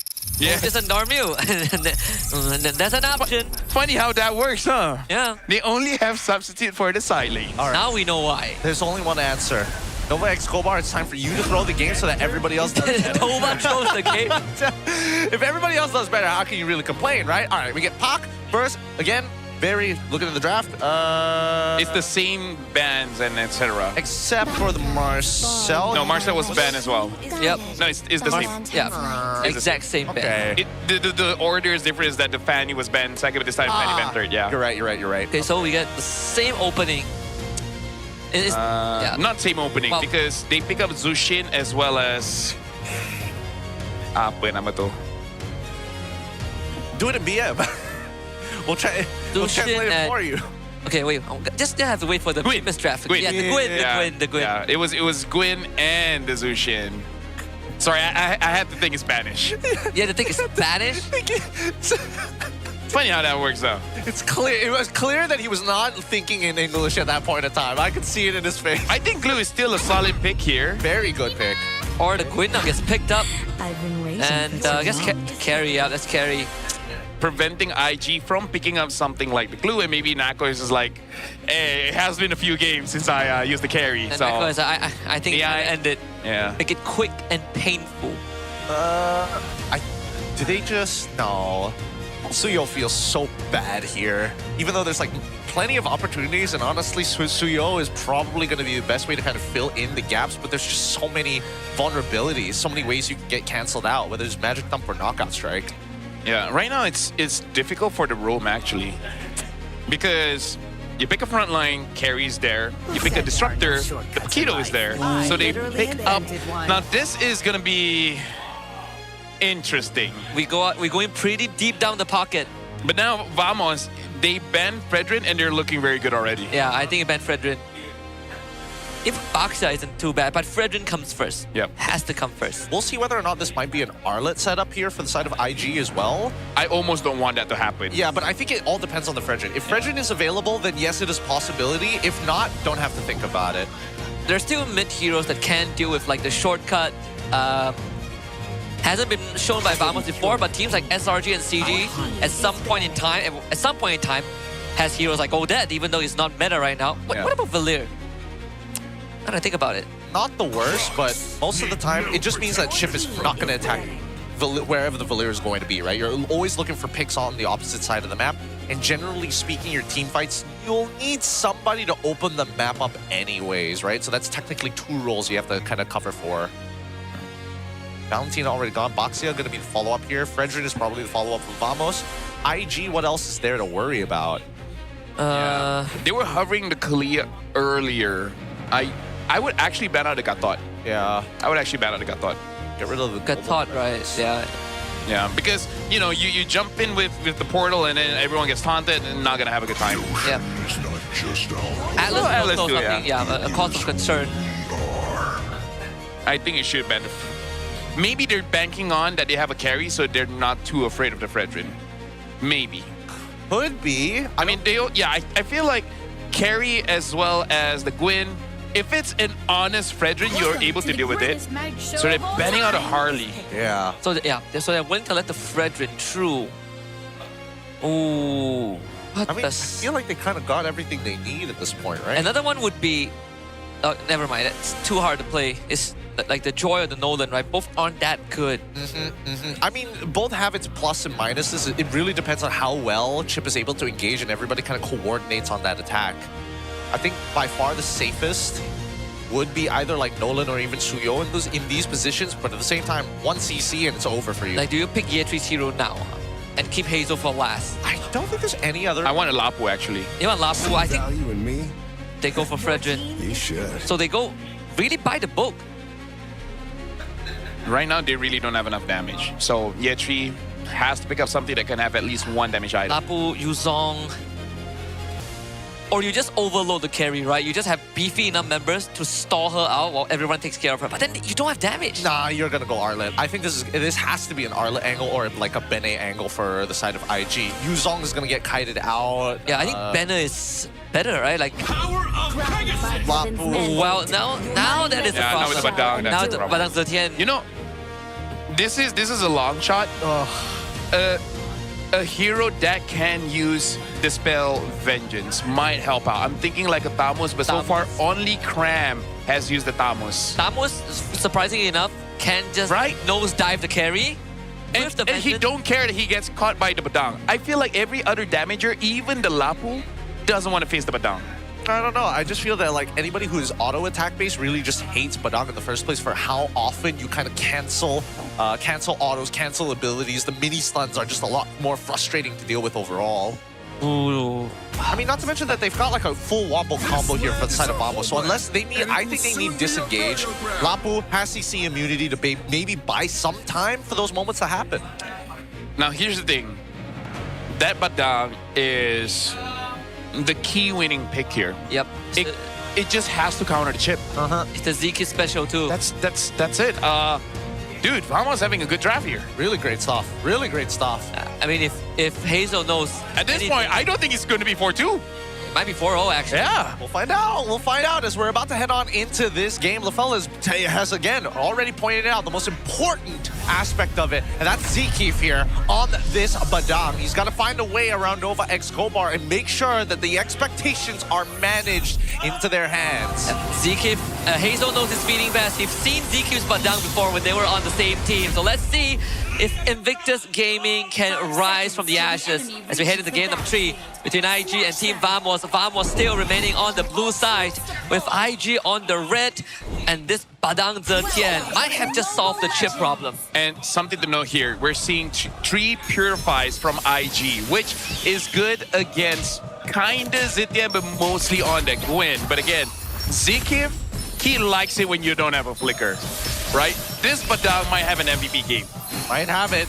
Assuming that the early doesn't actually go in their favor and IG don't throw a lead when they do develop it, because it's about lane control right now, and they're already forcing Zikif in a position where he can't get too much EXP and keeping Kwakun in check as they mount the freeze. This is smart. Zikif is actually going into the jungle just to absorb some of the EXP, but more importantly, making sure that Error doesn't get ganked, because at this point, they know Hazel's pathing. Hazel will try to get any kind of advantage, and so far, they're just making it equal. I think he also just picked up the extra buff fruits just to keep himself, so he doesn't have to go for the complete recall as well. Now, after Litho Wanderer has been contested for, Invictus already with a slight EXP advantage from Hazel. Laning phase seems to be, oh, well, I say that, Nako here, obviously, right on top of Mel. And very early warrior boots for Nako as well, same as Mel, but more, I would say more value for Nako, right? Making it so that he can actually tank some hits. Now he has to commit And purify. everything. He just wants to catapult. Okay, he purified to make sure that he didn't get bursted, but still, that hurts. That hurts so much. And he misses out another minion as well. I mean, I understand losing those catapults really suck, but at some dying point, is worse. Yeah, dying is significantly worse. I don't know. Somebody needs to help Mel QT out of here. Just get some pressure off of him. He needs to be able to recover or at least contest one of these river crabs. And honestly, this is good because Nako is preventing Mel from joining the first turtle fight, because that's what Clods want to do at this meta, I guess. Or at least double wave, right? Yeah. I think right now, should be Carry who's going to be able to double wave first? Yeah. Yep, Yetri is going to be the one absorbing the pressure. Fury of the Phoenix gets used, but the early damage from Lapu is going to be great enough as Yetri with a double kill. IG off to a good start, Natco, late to the party. And that's what you want. You get the objective, you get some punishment in, and the Lapu is the one that gets the cash out. I'm not gonna lie, pretty surprising that Vamos didn't want to play for picks, and it's, oh god. Yeah, Nova ready to die for this. Nako is gonna be the target. There's no way out of this one. What? Maybe there is somehow. What? Oh. Nako survives and backup arrives. Arrow 4-4 and Zeke to the rescue, and that was your Lapu that just got 2 kills. Suelo, no! He just needed to pick him up. He needed to pick him up. Yeah. That's so sad. I was surprised that Vamos didn't take the portal, but yeah, that one kind of trumps. I'm like, that was a huge botch. It was honestly a good thing that Nova didn't die. Yeah. He should have died. He should have died for that, right? Just take the aggro, man. It's fine. It's fine. It happens to the best of us. It's not fine for Yetri. I mean, well, Poor dude gets a double kill, instantly dies. You know what? That's meta. Because he wants to die before he has 3 kills, so he doesn't give a shutdown. That's Fact. true. Yep. That was on purpose, folks. Yep. Y'all just don't know it yet. Yep, high level play. Something Epic players won't know. Resetting bounty. Here are 10 tips to get you out of Epic. Die at 2 kills. When you get 2 kills, die once. Yeah. Elgin, can we please get a video of that? Can we please have the intro of Elgin just going, do you guys want to not reset your bounty early on? That's going to be an April Fool's special next year. We're giving him free ideas, damn it. All right. And then just clip every single time a pro player dies after 2 kills, like, this is on purpose. And then there's like the number, right? The numerical value. And then the title's like, this is why you're stuck at legend. If you die when you get 2 kills, you won't have the enemy screen showing that you have a high bounty. Having a problem carrying your games? This is what you need to do. Die. You might be carrying too hard. Oh boy. Oh please, we need that as a shout out. Oh, Magic Thumb connects. Yeah, force out the Purify. That's Suelo. Temporarily removed from the fight. Yetri fully commits onto this. Does have the damage. Fury of the Phoenix doesn't stop him. But the rest of Vamos will. Yetri dies again. And now Hazel needs some help. Subot flickers twice to Hazel. Great knockout strike. They stun them up. Subot not able to get the kill, but Zkim will. MLBB joins with the dance, but not enough damage. And Nako is willing to fight this for as long as possible. And it is Vamos coming out with the win. Dang. First time playing the comp? Like, Yeah. whoa, what was that? That's why in my head it's like, that is very risky. And honestly, you know what? Yetri, in game 2, you overcommit so much. This is one of those times I'm like, you know what? Might as well overcommit. Yeah, honestly. You could have gotten 2. He could have gotten 2, and I honestly think that probably wasn't his call. Yeah, I yeah, felt yeah, like yeah. Hazel was like, we can actually do this. Like, this is so possible right now. And then he gets sold out again. He does. God damn it. And now they lose bot 1. You know what? You know what? No, you guys don't understand, right? This is a meta against your opponent. Oh. Who you're going up against? Vamos. Vamos. So that means the game is Vamosable. Facts. It cannot be Vamosable if they're losing. Yes. Steal their branding. No. It's more like you set them up for it. The conditionals, right? Yeah. When is the game Vamosable? When Vamos has a big lead. But look at Vamos. Look at what they're doing. They're making sure they don't have 3 kills. Right? See, Zeke had 1 kill and he died. What constitutes as a big lead that can lead to a Vamosable game? 6,000. 6,000? I've seen them throw games at 9,000 gold. To be fair, the game that BTRM almost won yesterday was a 6K flip. Okay. All right. Let's see whether it's going to fall into those same standards here. It's building up to that 1, right? But we've already received the bot side already destroyed. And yet, Echo has been hiding in this bush this entire time. Yeah. Oh, they found another Purify user. Not sure if Nova wants to go in there. He's having a rough He would throw so hard if he just ulted there and then the entire team just autopilots like, yeah, we can go in. Let's go in. 1 by 1, by the way. Mel instantly takes the portal and he He BMI's back. Look at his meta. Vamos, they're winning, but not too much. But not by much. And yeah, just 1,000 is comfortable. I think that's honestly not too bad, but I mean, in Invictus's position, 1.2 ain't the end of the world. If they can go even against Team Vamos, that's still considered all right, not the worst in the world, but as the late game starts coming through, and the fact that Nako has... Wait, do they want to get... Do you want to gank Sapat here? I feel like, yeah, Sapat knows, right? Sapat, yeah, he smelled that. Here comes Nova. They know where Sapat is. The entry's going to jump in. They bring in the whole cavalry. The Fear Defeated, big combo breaker. And it's a setup for Vamos. Nako walks away with 1, but Yetri was able to get a double kill in return. IG finds a good trade. That was good. That was good. Yetri also just committing to 2 kills. Hazel has to be, you know, unfortunately the one that dies. But Nova has to keep his KDA, right? You guys don't understand. Yeah. As a roam, if someone else dies, it's on them. Look, it's a setup. Look at Yetri's KD. Man's blazing it. Yep, He's blazing. 420, baby. He's trying to keep it. He's trying to stay on top of it, right? I don't know. I'm surprised that Nako ended up dying there, especially since he had Flicker as well. Just wasn't able to respond fast enough to it. A little unlucky, of course, but at the same time, see that Nova X Hobart is providing like a crazy amount of vision. Yep. He got hit by probably like a rogue land shaker in the midst of things. So right now, he's just waiting for an opportunity where his ult is up. He's going to teleport to one of the spawn points and then try to get a catch. At this point, looking at the items, it's enough-ish damage because the Claude, even without 3 items, he still hurts. He may not get the kill, but it should be enough to get the kill over to Yetri or Hazel. You just got to be careful of Zeke. This is one of the situations, unironically, it's okay for you to go in 1 at a time. Yeah. Right? So that you're not all caught out by the Badang. Quick question. Do you think Zeke should be going full tank, or do you like him with a little bit of damage? Full tank. If they're winning by 7,000 gold, you can have 1 Heptasis. 1 Heptasis. Well, they're ahead by 925 gold. Nuh-uh. Building up to it. Nah. That Fury Hammer is just for show. It's just for stats. To get the Heptasis, you have to be within Vamosable range. Yes. That's the signal. That's the nuclear option, Mr. President. Oh. Here it comes, Zeke. Great engage on Hazel. Hazel guaranteed to die here. IG have no response. They go on the Mel. Mel does even relocate with the portal. The Certain out does drop. Suelo isolated, and Nako, he's in. But he didn't get control. Yetri, this is his moment to redeem himself onto Nako. Nako dashes away. Yetri trying to chase him down, and Nova is already dead.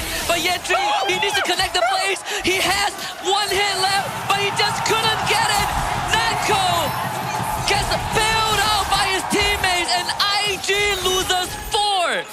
Dude, Vamos just acted like BTR, but better.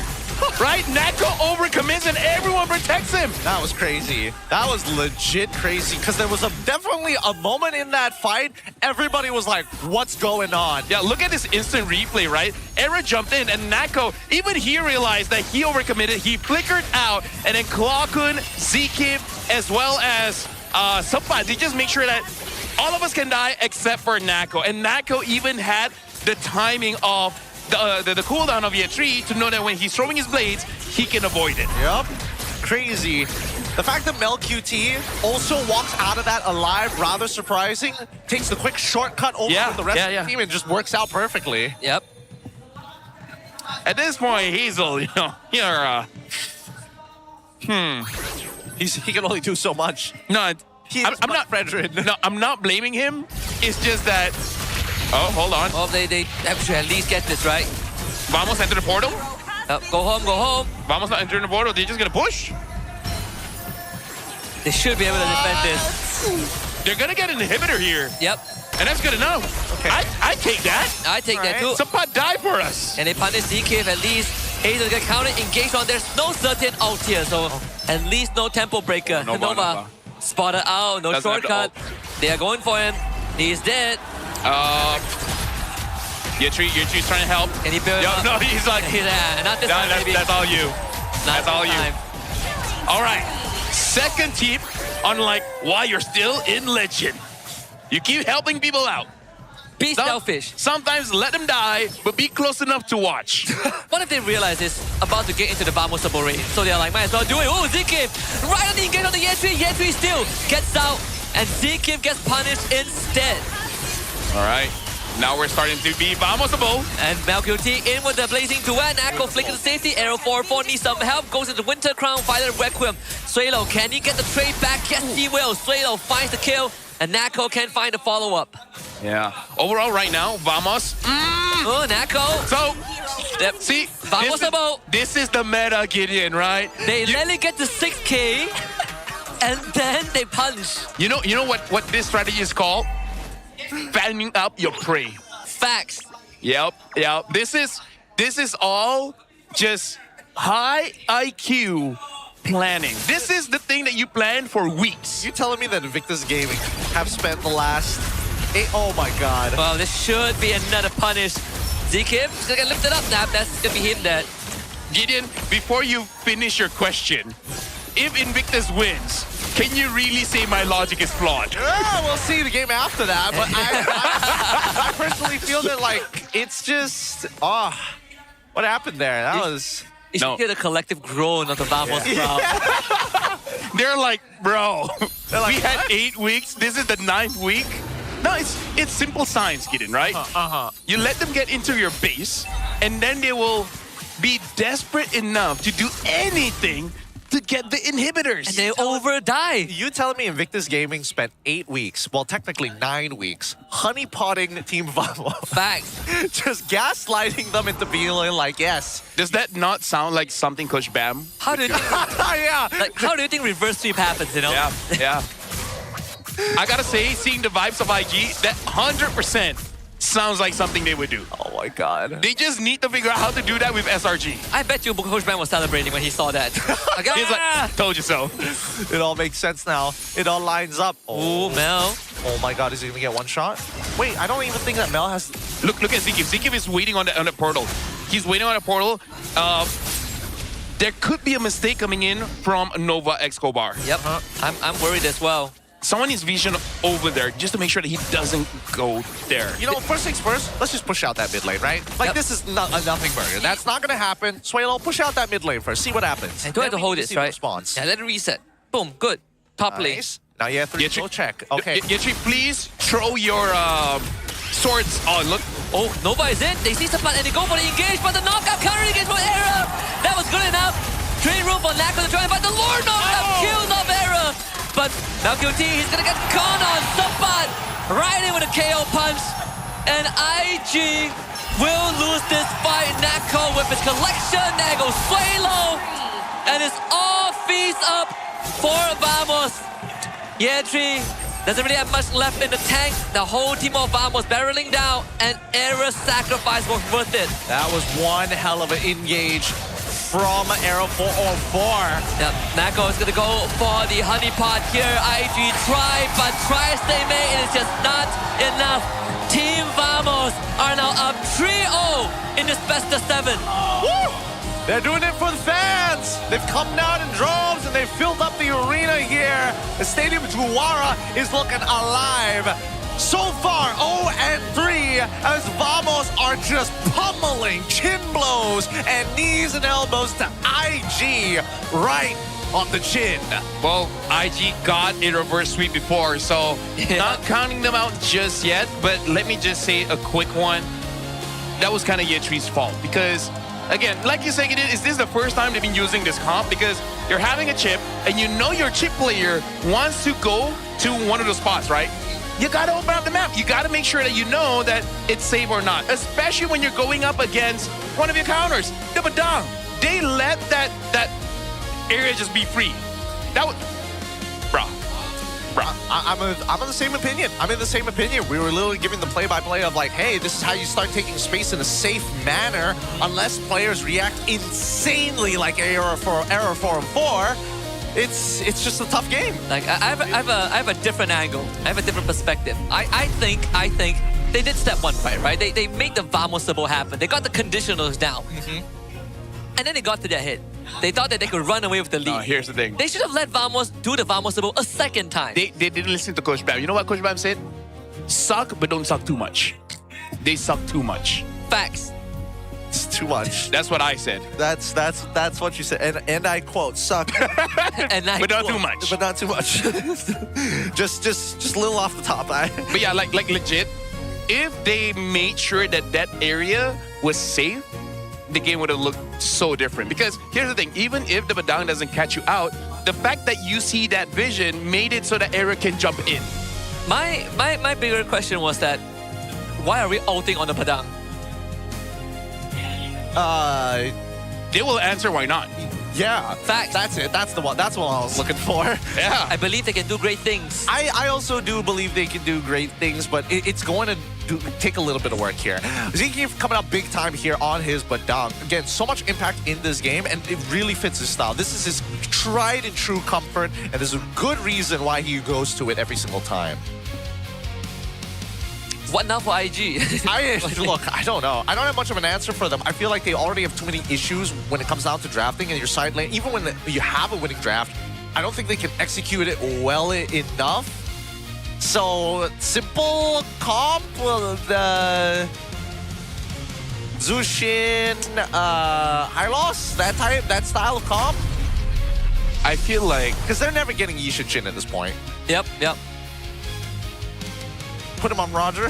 No, this is the game where you will get the Hayabusa. Because... Yeah, please. It's been Vamos games. hard target Hazel, right?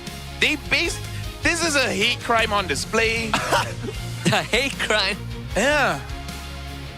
That's legal. You're not going to get punished for it. Yeah, Claw Kun is going over to Hazel. It's like, get out of here for it. Claw Kun of all people. Go back to where you came from. Yeah, go back. And he's like, wait a minute. Spider-Man meme. I can't. No, it's just... it's not great. It's not a great look. And it's not Hazel's fault, by the way. It's just that he's just the front line. What else is going to do? And it's just a comparison to both the Indonesian players on either side. I think that at least for Claw Kun has been a lot more reliable in these cases. And those Fury of the Phoenixes were disgusting. Like, I don't think that even if you played at your best, you could dodge that combo. Yeah, it's just near impossible. If you're funneling through a portal like that, no way. Yeah, you're just dead. You're gone.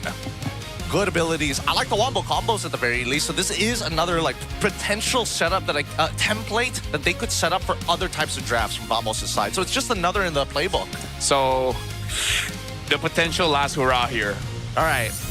Is it Darmu time? Bro. Is it Goja's time? Bro, I think the real question is this Vamosable from this point onwards. At this point, no, because Vamos, they're not overheating. I mean, like, okay, that one time. One time. And then after that, it was given to them. Here's another thing that I've noticed, at least in the past 2 games, on average, all of them had above 100.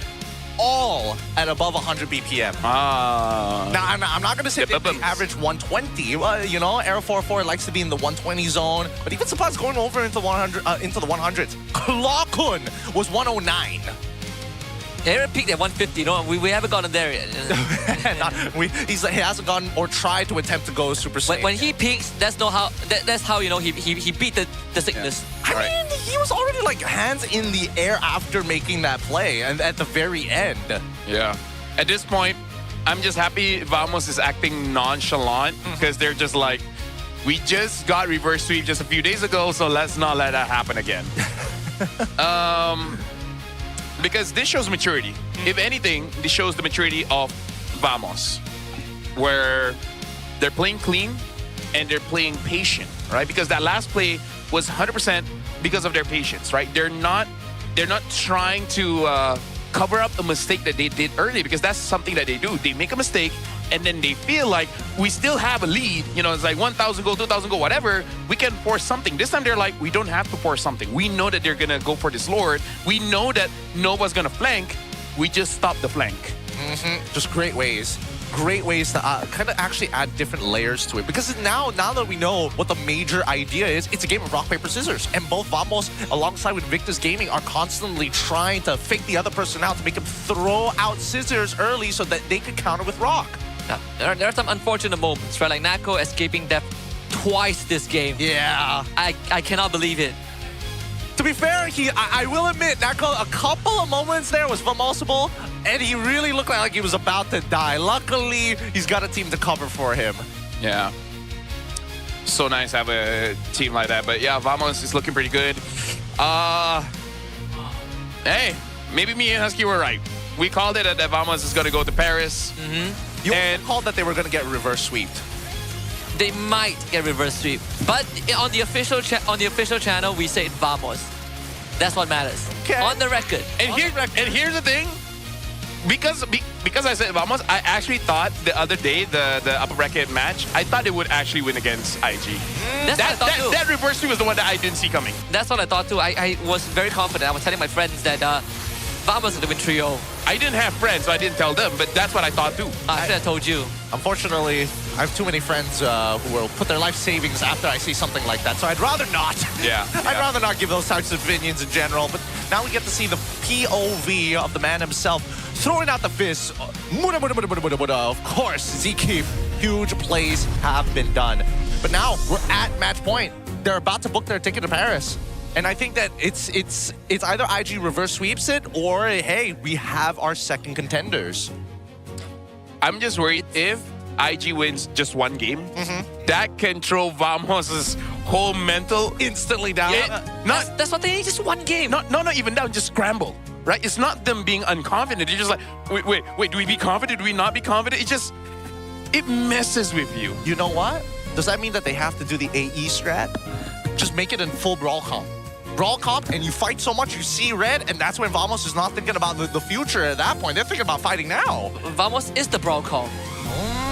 Vamos is the brawl team. That's how they make it Vamosable. It's tough. It's a tough question. Oh, it's the chicken and the egg. It's always a difficult choice. But of course, what we can provide for you guys is the daily prediction activity. Now, if you happen to be coming to stay in Juara, fans guess which teams will win. You write down your predictions before the match and pass the voting cards to the TNT Co booth. And there's only 10 winners per day, which will be randomly selected from the correct answers. So of course, winners will get 200 MLBB diamonds per winner. And of course, if you want to get some TNT Co merchandise, online purchases are available. Apply the code to get free shipping. And of course, East Malaysia, we haven't forgotten about you guys as well. You guys are also part of that. And if you happen to come offline and you buy 2 of their merchandise, you get a 50 ringgit off from the total purchase. So come on over to the TNT Co booth to check it all out. Now, before we go on any further, MCGG has been on the rise. The first MCGG Crew Clash is starting from May the 25th. You can join now to stand a chance and get a total prize pool of 50,000 USD. You heard me, 50,000. Don't forget to follow the official social media account of MCGG for more details. All right, where were we? I'm a little drunk after going through all. No, I know. But even for me, I'm like, it feels very 4-0.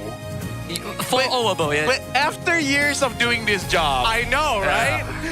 It's a stressful time. We're gonna be throwing it over to Poji as we think about it. Poji, what are you up to, my guy? What's going on your side of the stage? Blup, blup. Blup, blup. Bunyi apa tu? Itulah bunyi liquid cooling daripada telefon Infinix. Tapi anda kembali bersama saya, Poji, untuk satu segmen istimewa, itu Challenge Abang Grab. Kita akan buka challenge ini kepada penonton yang hadir dekat venue. Sebab kalau dia orang menang dapat hadiah. Segmen ini juga kan berbunyi Beat the bro, grab the code. Jadi saya nak mencari seorang penonton yang berani dekat arena ini untuk challenge Fanny dengan abang Grab kita. Ada ke orang yang berani nak main Fanny? 1, 2, 3. Okey, abang yang memang dah berdiri. Okey, kita bawa abang tu ke sini untuk dia challenge. Dia nampaknya sangat-sangat berani. Dia tak tahu challenge ni saya dah readykan untuk dia. Fanny ni tak ada buff. Dan lagi baju dia bukan tim yang bermain hari ni. Okey bang, nama siapa? Kawa. Me. Kawa dia macam Kawa. Saya ingat, Jepun ke? Okey, abang. Gamenya mudah. Abang akan bermain Fanny bermula daripada kristal abang. Bawah. Pergi ke tengah. Sampai ke kristal enemy. Kristal ke kristal. Dan kita akan ada video demo. Okey, kita tengok belakang ada video demo. Nampak tu. Dia punya kabel abang jangan tanya, tapi macam tu lah. Lebih kurang saya je tu. Okey, faham Main tengah, pergi dekat base musuh. Tanpa kita buang masa. Sabar. 3, 2, 1, go. Okey. Energi habis tak apa, lari bang, lari je. Siapa paling cepat? Gamenya mudah. Kena tembak pula, cabaran. Teruskan. Dah cakap tak ada buff. Biarkan dia. Okey. Dah cakap. Okey, berapa saat? 22 saat. Dan sekarang kita akan tengok abang Grab kita boleh pergi seberapa pantas. Kena tunggu respon minta maaf Abang Grab jangan marah, jangan hantar order lambat. Alright. 3, 2, 1, go. Wah. Wah.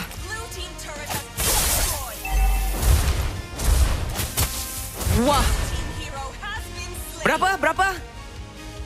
12 saat. Oh my god, abang Grab lebih hebat. Maka dengan itu, abang Grab menang. Penonton dekat rumah akan dapat special code. So korang boleh claim dekat bawah ini. Terima kasih. Malang sekali. Tapi terima kasih dekat abang Kawa juga sebab abang menjadi orang yang berani untuk bermain game ini. Jadi itu sahaja daripada segmen challenge abang Grab ini. Sekarang kita nak berdoa sekejap. Minta semua pergi sembahyang maghrib dulu supaya mana tahu boleh ada comeback is real. Jom kita pergi solat sama-sama.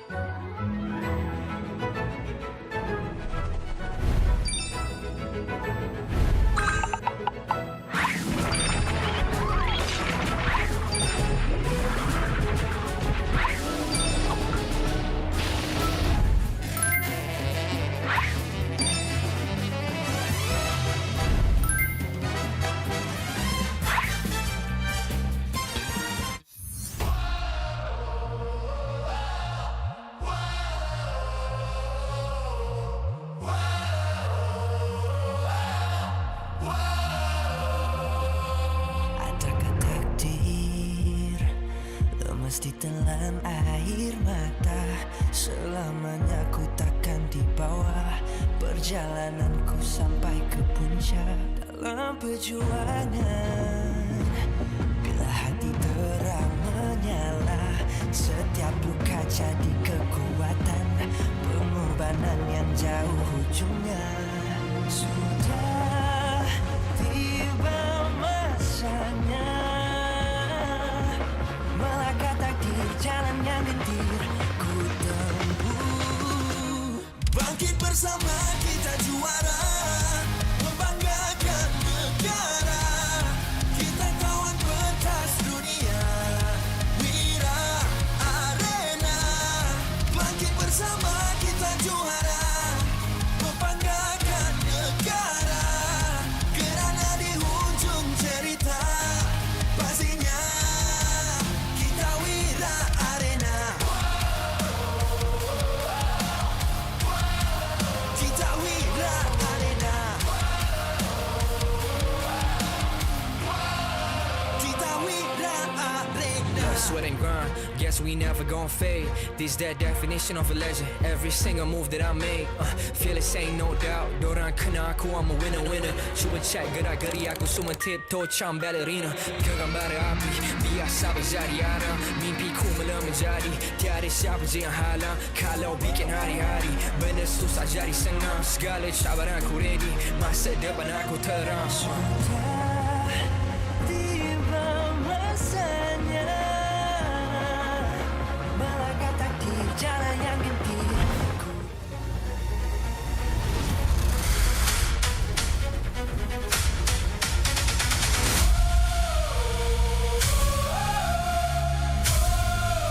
Kita Wira Arena.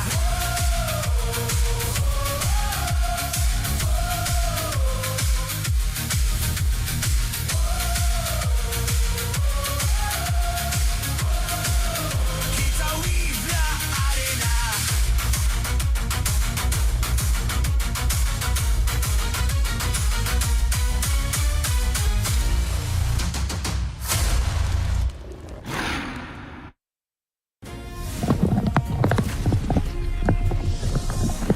Welcome back, everybody, to the MPL MY Season 17. Currently at match point. Vamos has one opportunity, one chance here to try and close out this series and punch their tickets and be the second contenders to join SRG to go to France during EWC X MSC. My name is Gideon Q. Of course, we've got Husky alongside with LaFell here at the desk. We thought that maybe, hey, this could be Vamos. I was walking through the crowd. I got two opinions. Hey, Gideon, is it going to be a reverse sweep? I told him maybe.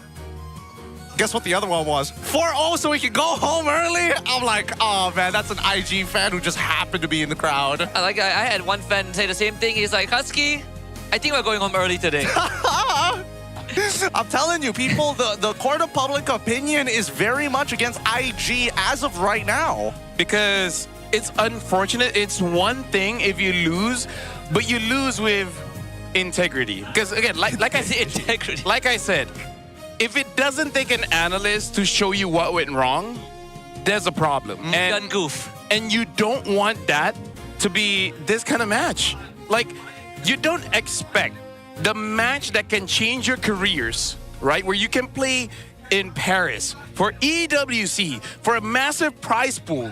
You don't expect this kind of problems. You would expect things like, oh, maybe you got outdrafted. Oh, they caught you in a bush that you didn't thought that you would know that you're there. You know, like those high-level mistakes, not the ones there's like, why were you there? Yep. All this just for this key that you see in front of us, made out of pure gold.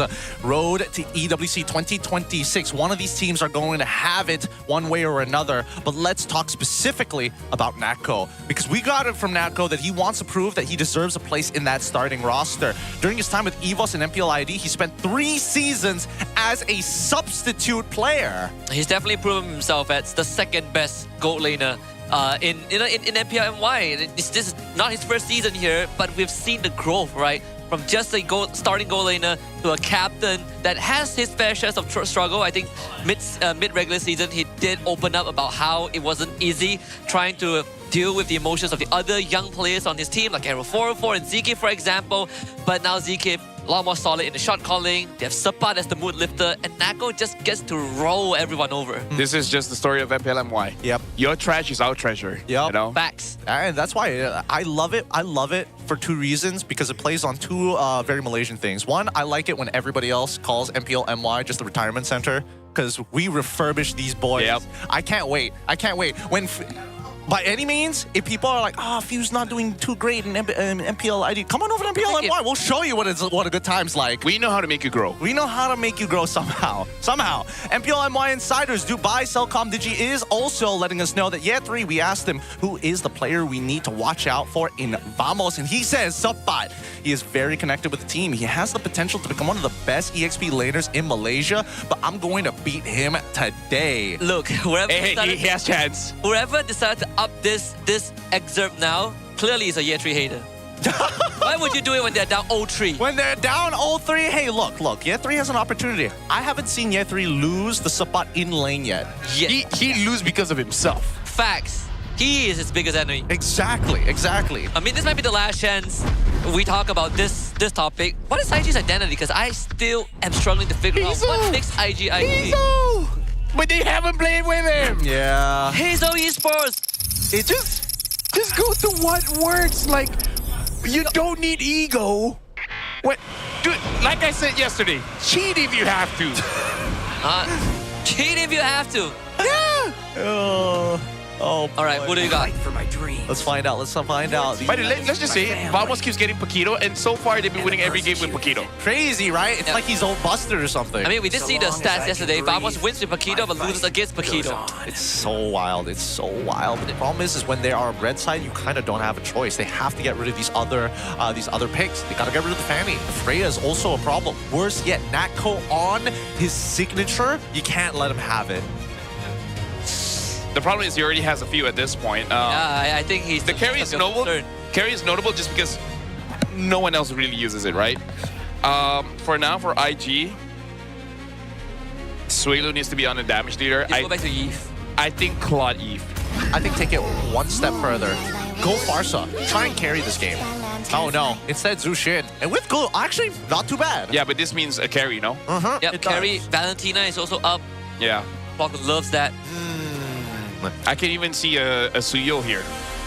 Oh, actually, you know what? Suyo carry sounds like a Vamos pick here. Yeah. Let's go in. Okay. I think it's just going to be the exact same draft. Yep. Gwyn carry. It has to be carry. Come on. You know you want it. If it's not carry, it's just going to be Valentina. Oh, they go for the Claude. Go for Claude instead this time round. What are they afraid of? They already know that Zushin is on the opposite side. Claude's laning phase in general with what's left isn't too bad as well. I'm going to say something very crazy. What's the crazy thing? Hit me with it. Honestly, it might not be a bad game for something like a Lancelot. Because you can just ban out the stoppers. Like, there's no hard CC for you. It's just not there in the meta right now. You ban out the Cho, and then you ban out Gatot. Hayabusa. Yeah, but they go for the Haya. Which again is still good, but not the best, only because Gwyn can split her body, so the damage is already mitigated in that way.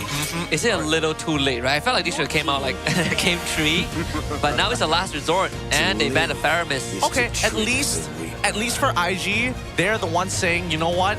We are okay. We will play our game whether you like it or not. I think you ban a Moskov. Yeah. I think you challenge the carry. Really? I feel like they can just ban it out. No, because I think Vamos, they're confident enough to deal with Mel. They could just ban an EXP that might disrupt them. Like maybe even the Lapu. That is true. Right? He's already on the Claude. Yeah. I think it's how much you can affect. Because honestly, for all we know, IG might even go for something crazy like a Clint. I mean, you could go Irithel, right? So far, there's nothing to stop the Irithel yet. Banning out the Kalia here is good. Protects Hazel. Personally for me, I wouldn't ban another gold laner. I would ban an EXP. But it's justifiable if you want to ban a carry. Yep, that's a carry ban. So, last time this happened, Mel went for the Brody, but... He goes Obsidia. Obsidia? I think you pick up the Lapwood to be safe. Yeah. And then you see what marksman is good. I don't know. I feel like all the marksmen as of right now is kind of like mid at this point. That or Benedetta. Because no matter what, you need something that has like. I'm worried about Benedetta. I'm the foul on this one. I'm a bit worried about that one. I don't know how to feel about it just yet. Yeah. It's a tough call, but I think arguably Terizla just might be the way to go if you are looking for Year 3's pick first. If not, I'm thinking Obsidia. Is there any XP that can knock up besides Terizla? Edith, but show we XP. You want crowd control, there's Harlot. Yeah. Uranus. They go back. Honestly, to the not bad. bag. Honestly, not bad. You can take Purify. You're doing the same job as a Benedetta, but less likely to die. And you can take Purify. So, you know, yeah. It's good. I don't know. They're lacking a lot of damage here. Yeah, but as expected, Valentina, what are they going to finish it all off with? I think, yeah, it's just Cho, right? Khalid. Oh, they go Khalid instead? All right, MelQT. It feels like Obsidia is the only real choice. Or, because like if you're already going into Obsidia, it's whether you want to have something that, number one, it needs to scale. It needs to scale a little bit better than Claude in some shape or form. I think it's whether she wants the AoE or the single target, right? I think that right now it's kind of between Obsidia or if anything else. I don't think if he goes into Clint, it's going to be harder later in the game anyways. Honestly, let's see. Yeah, it's Brody again. Because like, if this is Shiku, guys, it would have been Irithel. Okay. 100%. At this point, IG, all gas, no brakes. All gas, no brakes, yeah. You have to snowball. Hazel can do it with Hayabusa. I mean, they've got a lot of independent heroes on their side, but let's say, I think that Vamos, worst comes to worst, they kind of give up a little bit on the gold lane. They just need to kind of hover around it to make the rotations tough and just double down on punching this Uranus, right? Anytime he goes for the proxy of the wave, needs to die. Yep. This is going to be IG's true last chance. I mean, they've done miracles. They have managed a reverse sweep before, but that was in the capacity of 3 games in a row. But this time, they got to go above and beyond. They got to make it 4. But here's the thing, man. Vamos are really hungry for it. It has been a long minute since they've been to the grand finals. The last time they went up against, well, not last time, but when they went against SRG, they made it a 4-2. So, I don't know. It's been 2 years. Yeah, it's been 2 years. 2 years since Vamos made it to the grand finals that got them to an international event. Last time was that MSC in Riyadh. Now it's Paris on the line. Let's find out how this is going to play out because, again, the game changes so drastically depending on who gets that first blood, who gets that lead at the beginning of the game. With a quick mid-clear, we see that Klokun and Zekif immediately try to take control, try to set up for the Little Wanderer. Nova. Big mistake. Playing a bit too dangerous there. Yeah. He was, whatever. He didn't die. That's good for now. Early gank. Mel still has the flicker.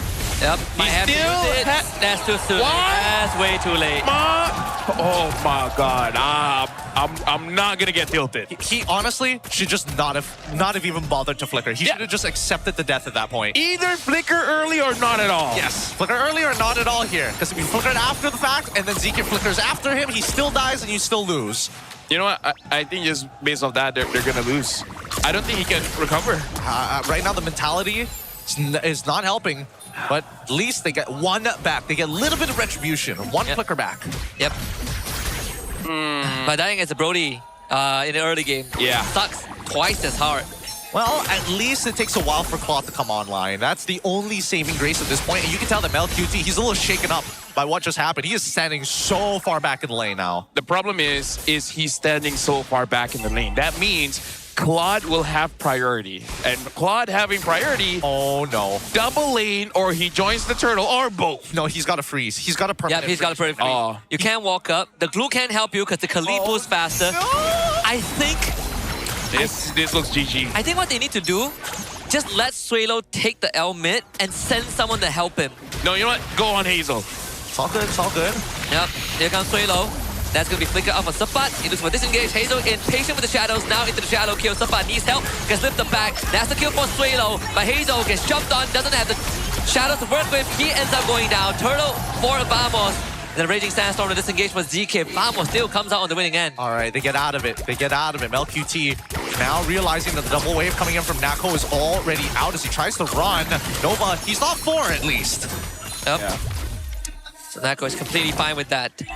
Easily heals up with the on the longs with the Festival Blood. Yeah. Well. Okay. Invictus, we wanted all gas, no brakes. Hasn't worked out so far just yet, but Hazel can still scale. You know, we got that going for us. It looks like EA3 is going for an early dominance ice.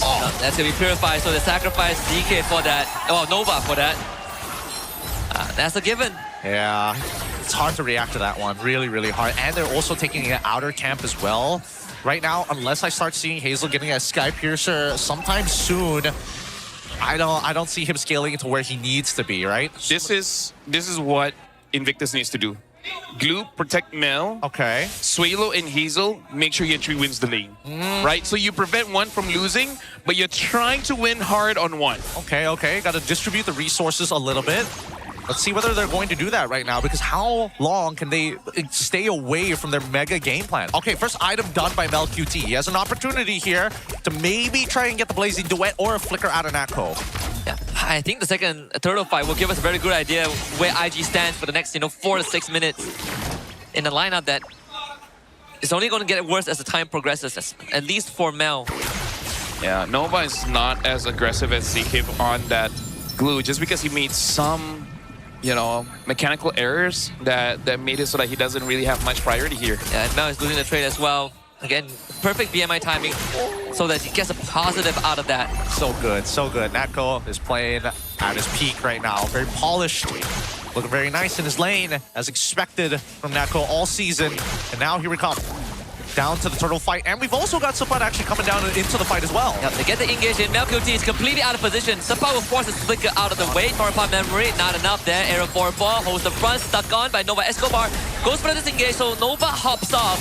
The Crimson Beacon is going to expire right now, so Suelo ends up going down to Quadgun, who collects the kill. And in the end, it's still Vamos who comes out with a win. They are a little low though, so if they start poking them out, I'm pretty sure that right now, IG, they've got the better sustain. Yeah, and because of that, Team Vamos, they got to be careful around his turtle, because that fight, it was just a little bit messy because the focus was all over the place. Yeah, ZK, if it's going to be the target, and Hazel is waiting patiently. There comes in the shadow, actually gets blocked, and Hazel has nowhere to go! Whether intended or not, Vamos have found the angle there.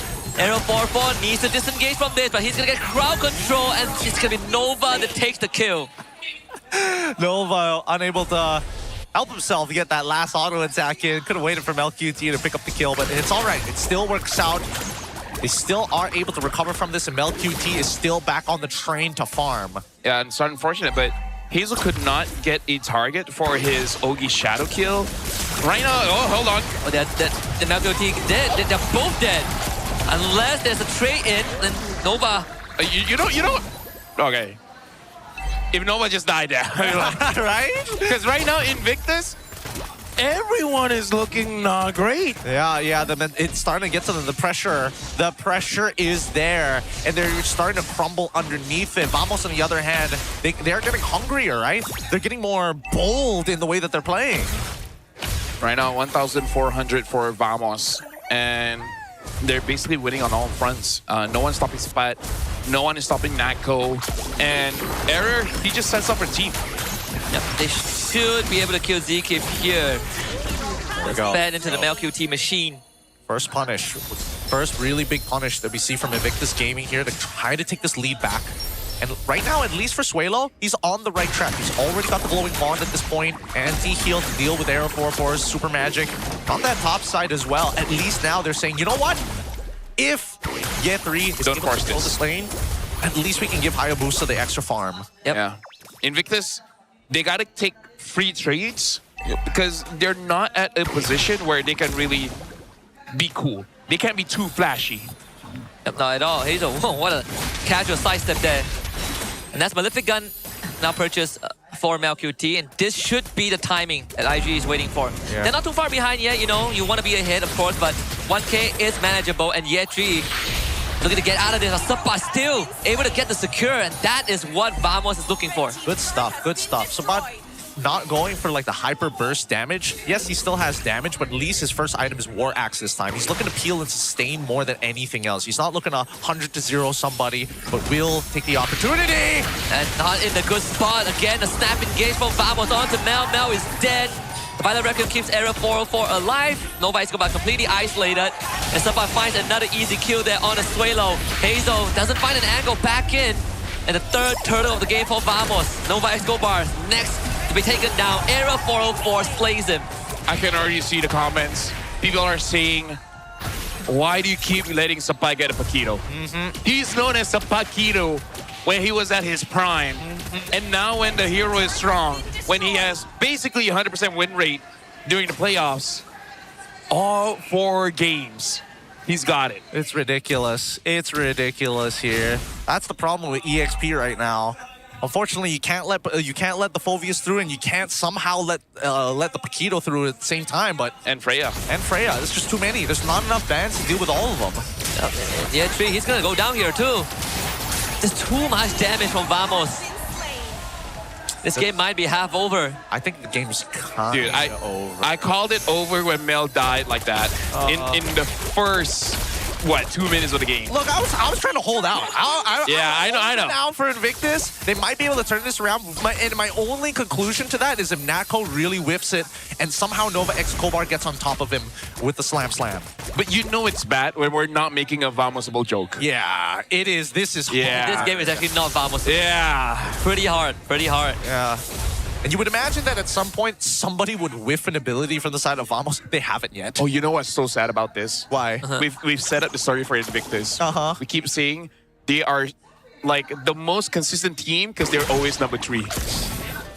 In regular season, except for the last week. And imagine ending the season being number 3. The story writes itself sometimes. Bro. Hey, dude. If that happens, we can just say, Told called you it. so. Called it. But then the crowd can also say scripted. Foreshadowing. Say it from week 1. Yep. IG destined to be 3rd. Destined. They can turn this around. They can absolutely turn this around. But the timer is closing very, very quickly. And Mel QT, he can't get a split push down. And Sapa can basically one-shot him at this point. Mel just does not have enough tools to 100-0 Sapa when he has damage reduction. Yeah. Right now, Vamos 5,000 gold ahead. Somebody's waiting for the flanks. The way back. He's Mel. Yes, flicker. So he's not gonna go for it. Philo also chunked out the shadow, not in the right spot. Does Hazel want to make the attempt? It seems like he's gonna try and do so. Loses it instantly, gets crowd control, and he's dead. And Vamos, they smell blood. They might lose Nako in the process, but Vamos still has more resources to make it count. Killing spree for Era, and there's 2 bodies down for IG. And the Vamos fans are going wild. They can feel it. It's so close, so palpable. Just the taste of EWC. It's underway in the next 5 minutes. Oh, I don't know whether or not this next lore could be the end game scenario, but now we have to start as we look at the initial mistake here. Whether Invictus Gaming, the big problem I have now, they don't have the wave clear anymore. Yeah, it's honestly the only viable way and the last way if they do survive this push, it has to come down to heroics, right? Hazel has to make some godlike steal, throw his life away, and use that lord to stabilize the game state. And even then, it only gives them a chance of winning, just because they don't scale as well. It's a Hazel basket now. It's too much. And that basket is 0-3. It's running out of time. They're running so dry. It's a deadly drought as of this point. They have to try and just use the shieldings. Have to try somehow to keep this alive, and I think at least for the first lord, they have the resources. With the assistance of the Holy Shield, they should be all structures still up. But what now from this point? Yep, now it's the second wave, right? They're making sure that both long sides, both wide sides of the side lanes are going to get cleared up first from their minions. They're going to let the mid actually go for the slow push here. They don't need it to synchronize absolutely perfectly, but they definitely need to get some spells out of Invictus Gaming. So let's see whether they start probing here or they're waiting for the side lane collapse. Now, how much can you walk up? Because arrow 4-4 is considered to be a threat. Look at ZK, he's just walking in, arrow 4-4, finds the pickup. How long can you hold out on this Nova Escobar? He just disappears without doing anything. ZK, he's buying so much time. And Vamos loses nothing, but they gain it. Inhibitor up top, ZK does end up going down. What a knock up there. Arrow 4-4 with the setup, but MLQT finds the trade on the Nako. Suelo, he knows he's going to be dead. Arrow 4-4 with another setup, finds a double kill, and Vamos still comes out with a lead. 2 for 3.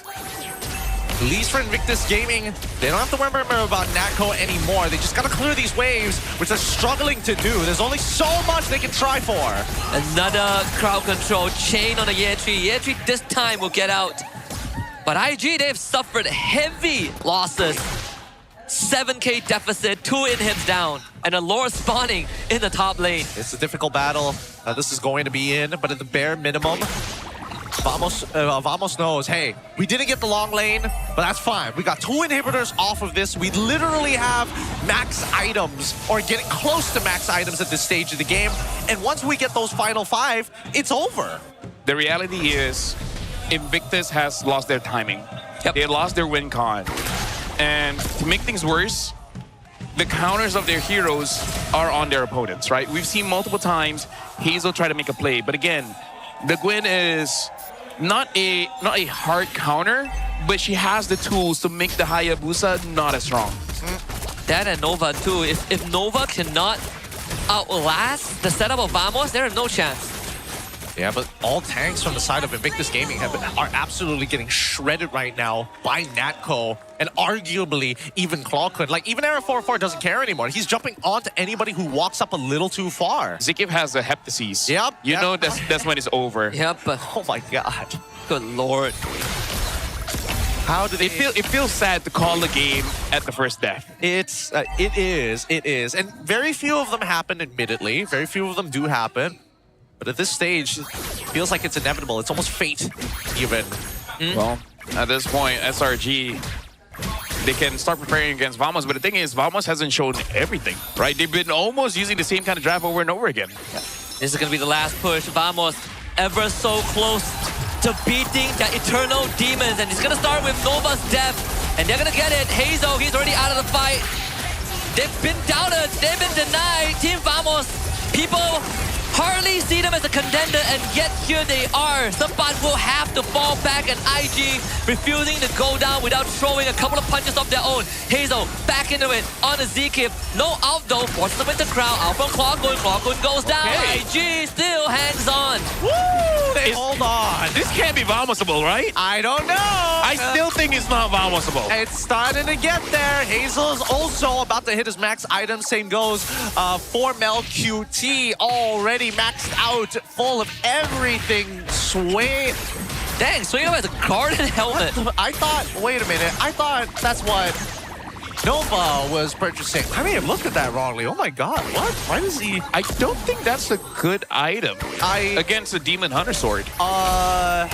Because the thing, you buy the Garden Helmet for 2 things, basically so that you don't have to recall. The other one is to anti-burst.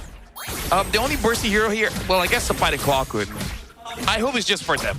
Because again, the percent HP damage, kind of sucks when you have a lot of HP. Yeah. I mean, IG came back from a game against Vamos with no in-hit. Let's see if he can do it again. Hazel. I don't know. Is he actually genuinely worried about getting bursted down? I personally don't think so. I feel like it's mainly for the fact that he doesn't need a recall. I think he's just worried that he's getting poked out by Clawkun very often, right? He just wants to be able to, return to the fight quickly. That is also true, but getting out of combat and getting back into combat... I mean, like, here's the thing. It's not like a bad item. It's just that, we thought it would be prioritized over something else. Yeah. I was thinking more like brute force breastplate, but then I started looking at everything else. I was like, honestly, am I really... Like, if you're going to get hit by the first CC, even if you have tenacity, you're going to get hit by the next CC. It's probably he's going for brute force next. Yeah. The only question is if you can get it in time. Really? I would have imagined like Wishing Lantern or something. Or... Nah.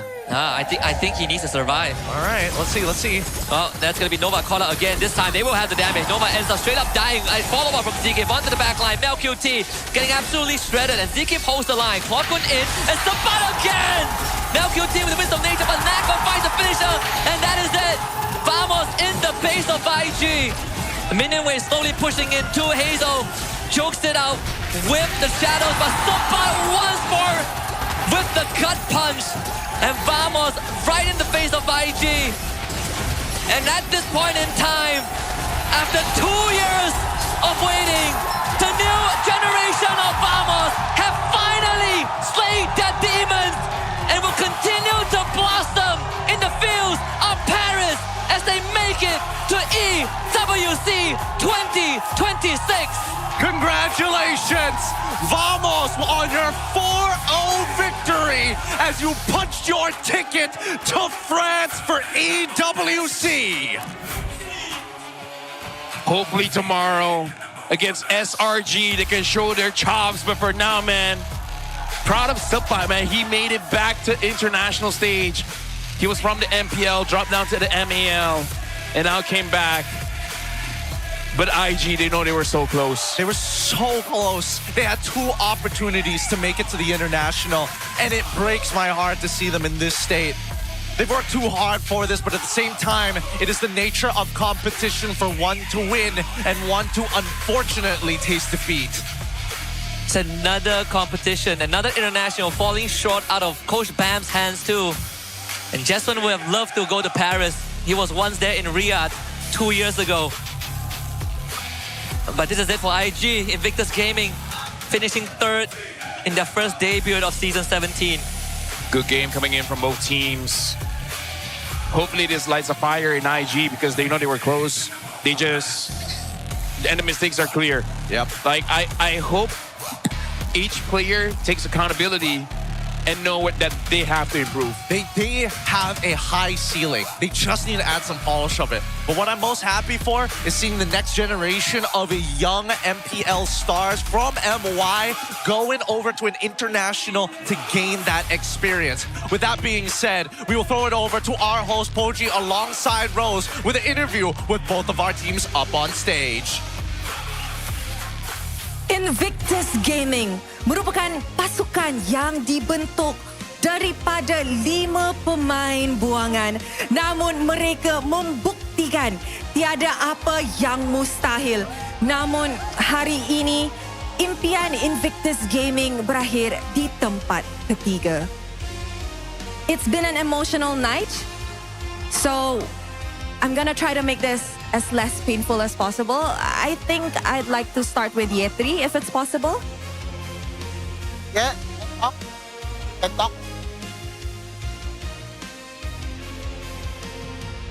Yetri, 1 step sahaja, tapi unfortunately mereka tak dapat slot ke EWC 2026. And kita pun tahu di mana Yetri masuk di dalam Invictus Gaming, di dalam transfer window.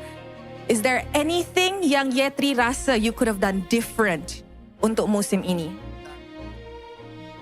Is there anything yang you rasa you boleh buat different actually untuk musim ini untuk mendapatkan sepatutnya slot ke Grand Finals? Like anything you could have done different? Nothing to say, just tak ada rezeki, buat dah usaha, dan maybe kita try lagi next season. Thank you for supporters.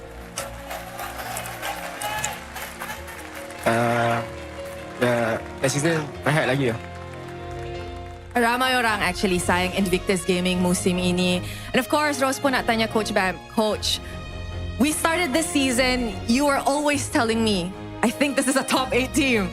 But you made it so far, you even broke your top 4 curse. Coach Bam, what do you have to say about your journey this season? I'm still happy with my boys. Even they rank us at number 8. We go so far in the lower bracket finals. And I'm so proud that we are here standing like. But I'm so also proud with Akip. Kip, I know you deserve this also.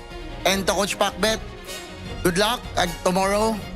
And guys, thank you so much for IG fans, for Vamos and MPL MY fans. I hope even we doesn't win even one game, I hope you enjoy the series. Coach Bam, this isn't easy for me to say. Tetapi kami berharap di musim depan IG akan kembali di pentas MPL Malaysia even stronger than this season. For the last time untuk MPL Malaysia musim ke-17, ladies and gentlemen, this is Invictus Gaming and you may have your final bow.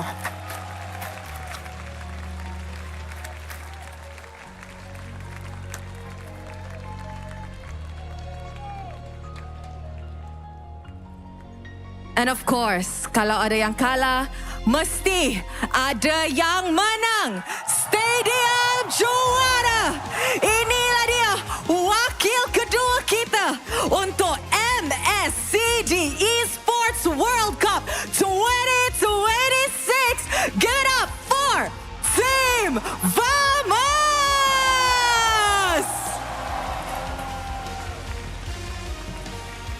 Sekarang kami ingin menjemput Tim Vamos ke pentas, tapi kita akan bermula dengan the head coach, Coach Valdo, untuk sign the plaque dulu. Coach Valdo, dipersilakan.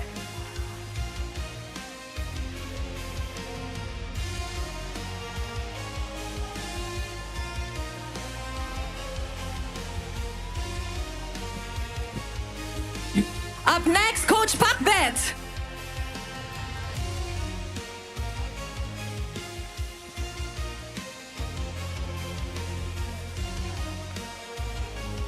Assistant Coach Pak Atan. Analyst Pak Atan.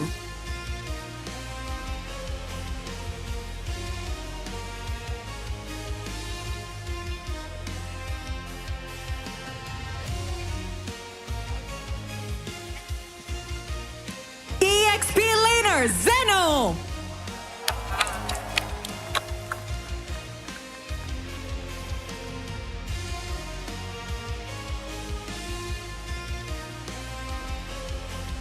Romer Zikif.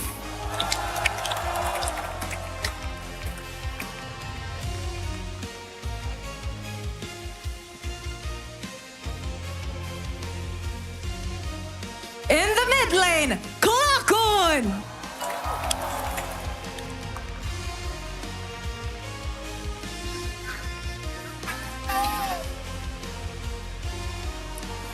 In the XP lane, Sabakito!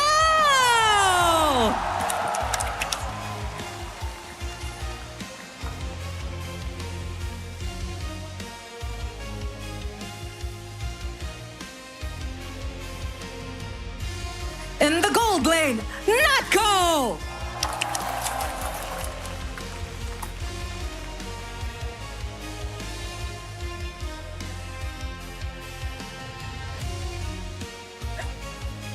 And last but not the least, the jungler, Error 404!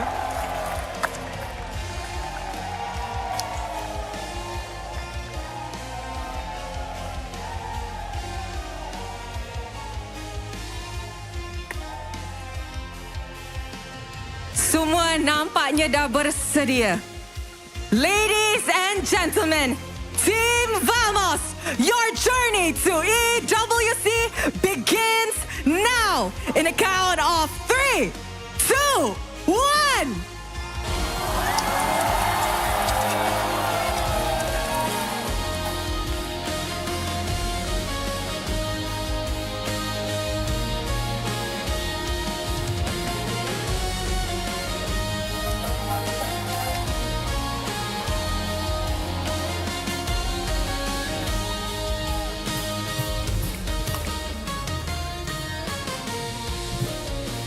Boys, congratulations. Mungkin kita start dengan bocil dulu kot. Error. Congratulations. You have finally, sudah pun qualify untuk EWC in Paris untuk pertama kali. Apa perasaan bocil sekarang ni? Dia mixed feelings lah. Macam happy gila and at the same time nak nangis daru lah atas kejayaan dia sendiri lah. Sekarang dah layak ke EWC, dah tak sakit dah sihat terus lah. Sakit lagi. Sakit-sakit pun main macam ni, takutlah kita. Harap-harap Bocil boleh buat yang terbaik di EWC 2026. Thank you. We're all so proud of you. Thank you so much everyone. Tapi, saya nak tanya kalau boleh, saya nak tanya Coach Waldo. Mana Coach Waldo? Mana Coach Waldo? Oh. Hey, hai. Halo. Saya sokong Vamos. Ya. Alright, bila kita tengok semula, sebelum season ni bermula kan, adakah you expect your team akan pergi sejauh ni? Tak expect sebab kita roster last minute dan saya pun masuk Farmhouse itu 6 jam sebelum lock roster. Karena sebelumnya saya harusnya ke Rusia. Oh, maksudnya macam orang ambil you macam tiba-tiba lock, you pun macam ambil je lah ada orang panggil. Ya, dari direkomen Natko, Klaukun, and then Bang Afa call saya untuk join Farmhouse. Dan awak buktikan sekarang. Hari tu pergi Rusia, hari ni pergi Paris. Ya. Wow. I rasa it's such a heartwarming moment bila kita ada wakil baharu. Of course, the emotion is overflowing. And I saw just now that Coach Pakbet was teary-eyed when he was hugging Coach Bam on stage. Coach! This is Vamos's first time qualifying for the MSC. And I want to know, at what point did you think this was actually very much possible? I think the sacrifices on the players also, their time with their family. So yeah, hello to the family. Thank you so much for all time that you give it to us. We make it worth it, I think. Thank you, Coach. Thank you. Alright, sekarang kita nak bercakap dengan Natko, the one and only marksman kita. Ya. Natko kata, Natko nak buktikan Natko boleh pergi ke EWC MSC dan sekarang Natko dah buktikan pada mereka yang doubt dengan you. Anything you nak cakap kepada semua haters dekat luar sana? Don't underestimate us. Jangan pandang rendah dengan dia. Itu saja. Sesimpel itu. And of course, Rose dan juga seluruh tim Vamos dekat dalam game ni, memang diorang menang semua tapi hanya seorang saja yang layak digelar MVP of the match. Korang rasa siapa MVP? Akib. Without further ado, in 3, 2, 1, MVP of the match goes to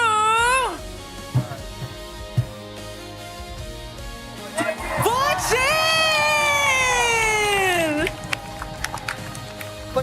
Aku. Terkejut? Terkejut. Kenapa terkejut? You rasa prestasi yang you keluarkan tadi tak bagus ke? Ya, bagus. Cuma saya rasa thank you tadi banyak buat game lah. Oh, he's giving credit to his friend. Diorang ni memang sangat-sangat close. So, I nak tanya, tiket ke EWC sudah pun di dalam tangan anda. Tetapi tomorrow, it's gonna be the grand finals. Apa yang Bocil expect akan jadi di grand finals esok? Yang for sure kita akan bagi yang terbaik and kita akan fight lah. Ya. Okay. Bap, bro.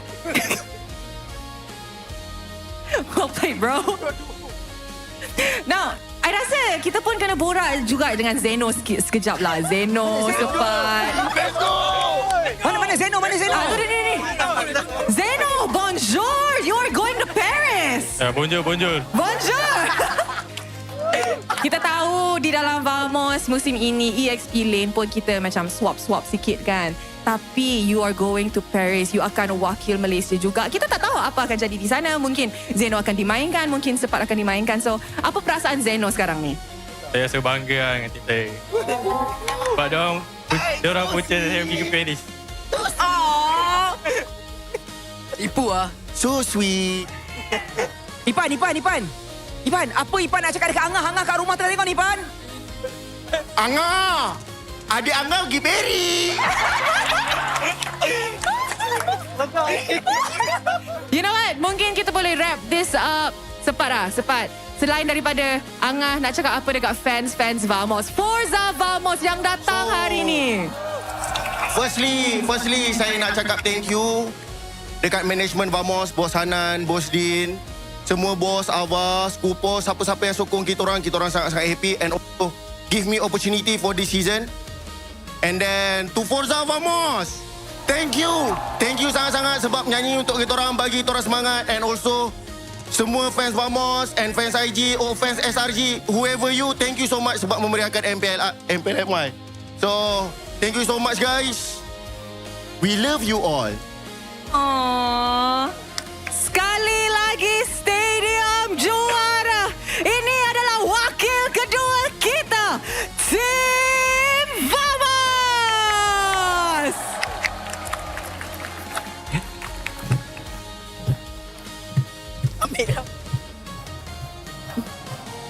Terima kasih banyak-banyak kepada pasukan Vamos dan inilah dia wakil kedua untuk ke EWC Paris dan tak ada apa lagi yang kita boleh expect daripada mereka. Mereka akan menjadi lawan kepada Selangor Red Giant esok untuk format Best of 7. Dan kita tak boleh nak expect apa yang akan berlaku. Ros, kita dah tak ada apa dah dengan diorang. Kita nak hantar terus kepada meja panelis. Dan mereka bincangkan apa yang akan berlaku. Jom kita pergi dengar apa kata mereka.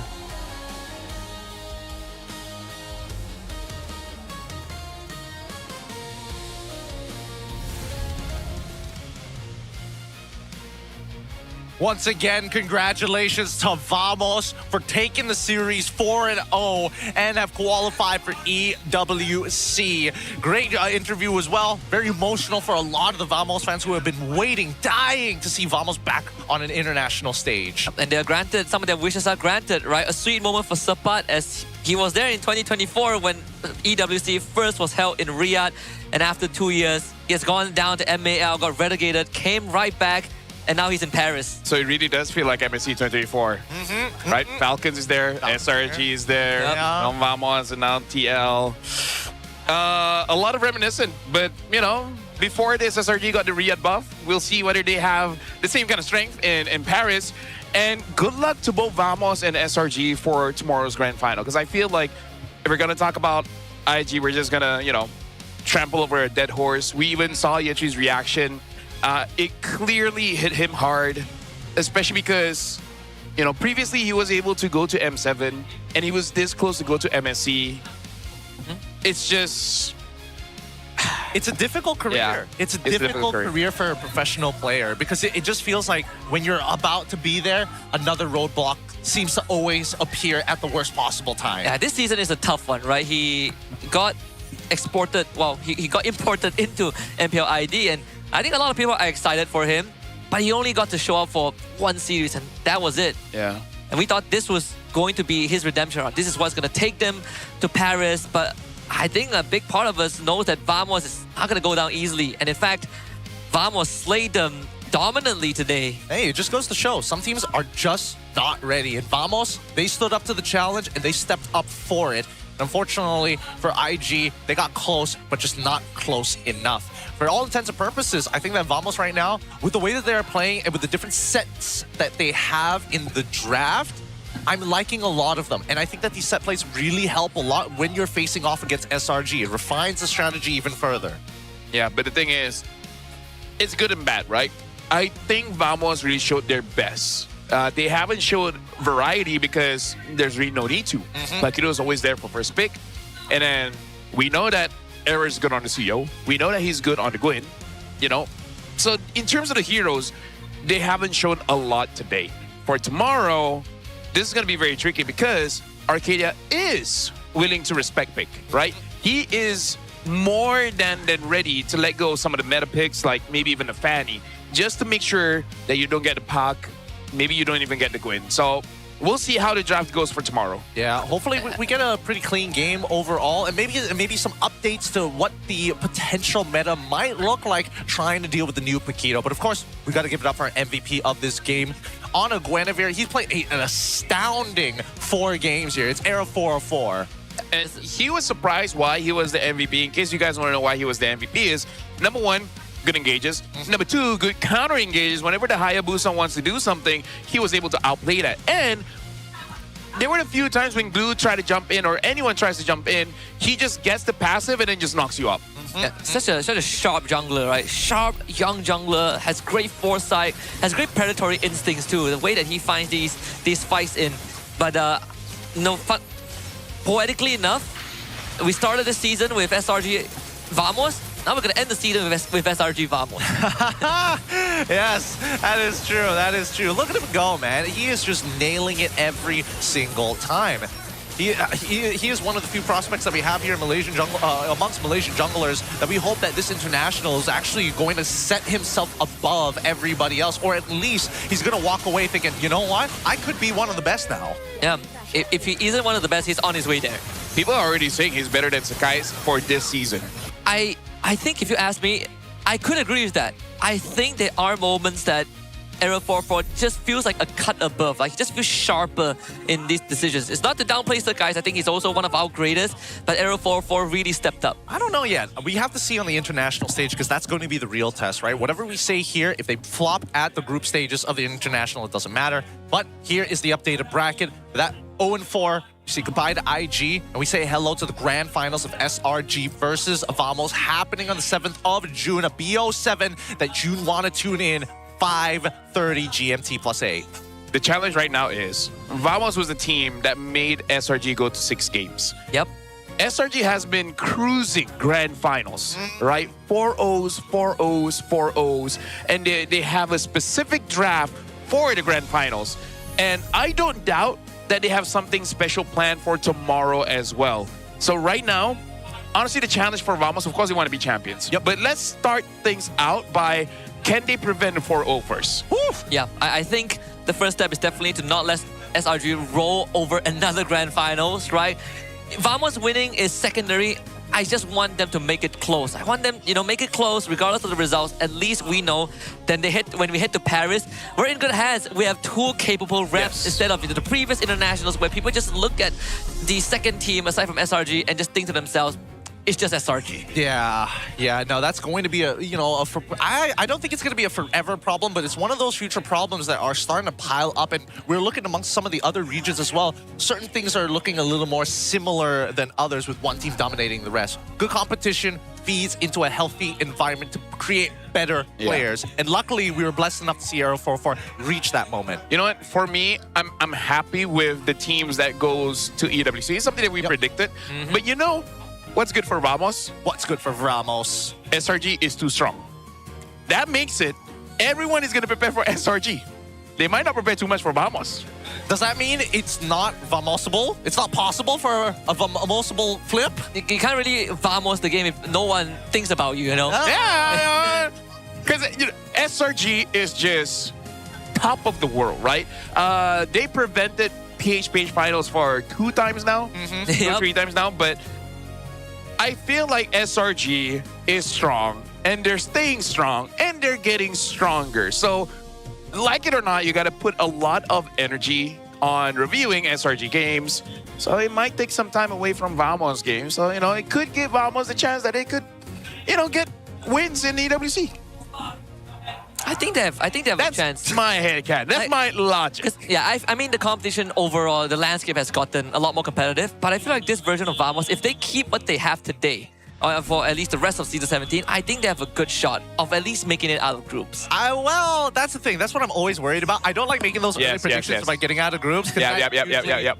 Doesn't go as well as I want it to. But for you guys at home, let us know. We want to hear your voices about the MPL MY Season 17 through our audience survey. Scan the QR code down below and let us know what are the goods and bads of the MPL MY, what we can look to improve on, like maybe a panel for the English side or extra parking, or like maybe, sometimes tickets are way too expensive. Maybe it's not, but bigger venue. Even bigger venue. Even bigger venue. Some Mr. Beast ideas. Do you guys want us to wear a hat? That's a pretty good one. I like that one. With that being said, once again, we thank you for watching the MPL MY playoffs. Tomorrow's the grand finals. This is Husky. My name is Getting Q. This is LaFell. We'll see you tomorrow. Boleh tak? Aku. Ya, boleh. Sabar. Coba kita punya position jelek. Ni, Freya mati ni. Nice, depan tuh. Aku ada Imo. Ada gue guys. Duduk. Ayo dua lagi. Gak ada spell semua dia. Backup. Tak Brody. Pelan-pelan. Dah. Gue mainin kill. Nice, main. Depan. Tuh. Give. Nice. Boleh. Sabar dulu guys. Oke, Sabar guys. Chill. Tenang. Tunggu bawah kali. Sumpah kalau dia lambat kan bawahnya masuk tuh. Boleh. Tunggu bawah. Ya, tunggu bawah. Reset dah full load bagi tau guys. Full clear aja atasnya. Udah set. Dah full Iya. Gue yang tarik. Ini tengok sini. Nah, tuh chip udah kantoy. Ada gua. Kau dia. Sini guys. Gol. Nice. Menang. Kau dulu. Main. Nice nih. Nice. Main. Lagi. Boleh embawa guys. Kejar terus. Kejar. Boleh. Flicker. No winter. Boleh defend ke? Don't hold sequence. Depan. Gua macam. Lagi banyak. Jangan Majuin. Mati itu cepat. Jangan keluar. Gue udah flying tot nih. Nice. Lihat. Gue nyakil tuh. Lihat. No dash. Valen winter. Ya, bisa. Ada flicker dia. Mati. Nice one. Gue kecil. Aku show atas tau guys. Gue liat. Nice. Gulu. Aku boleh ke belakang. Masih bisa gak nih? Aku nih. Main. Depan. Oke. Aku ban. Ada. Aku ada. Gue masih ada winter. Depan. Mati. Brody. Nice boy. Dekat sama gue. Ayo pusat. Ayo. Kejar. Aku sambil tolak wave Mia satu. Lihat nih, gue blocking nih, depan nih. Let's go boy. Boleh. Guys, kita ke Paris guys. Alhamdulillah. Kurang guys. Nice. See you guys dimanapun kalian berada. Tanggal 8 kita terakhir guys. Thank you for everything. Thank you, Dok. Nice try, Dok.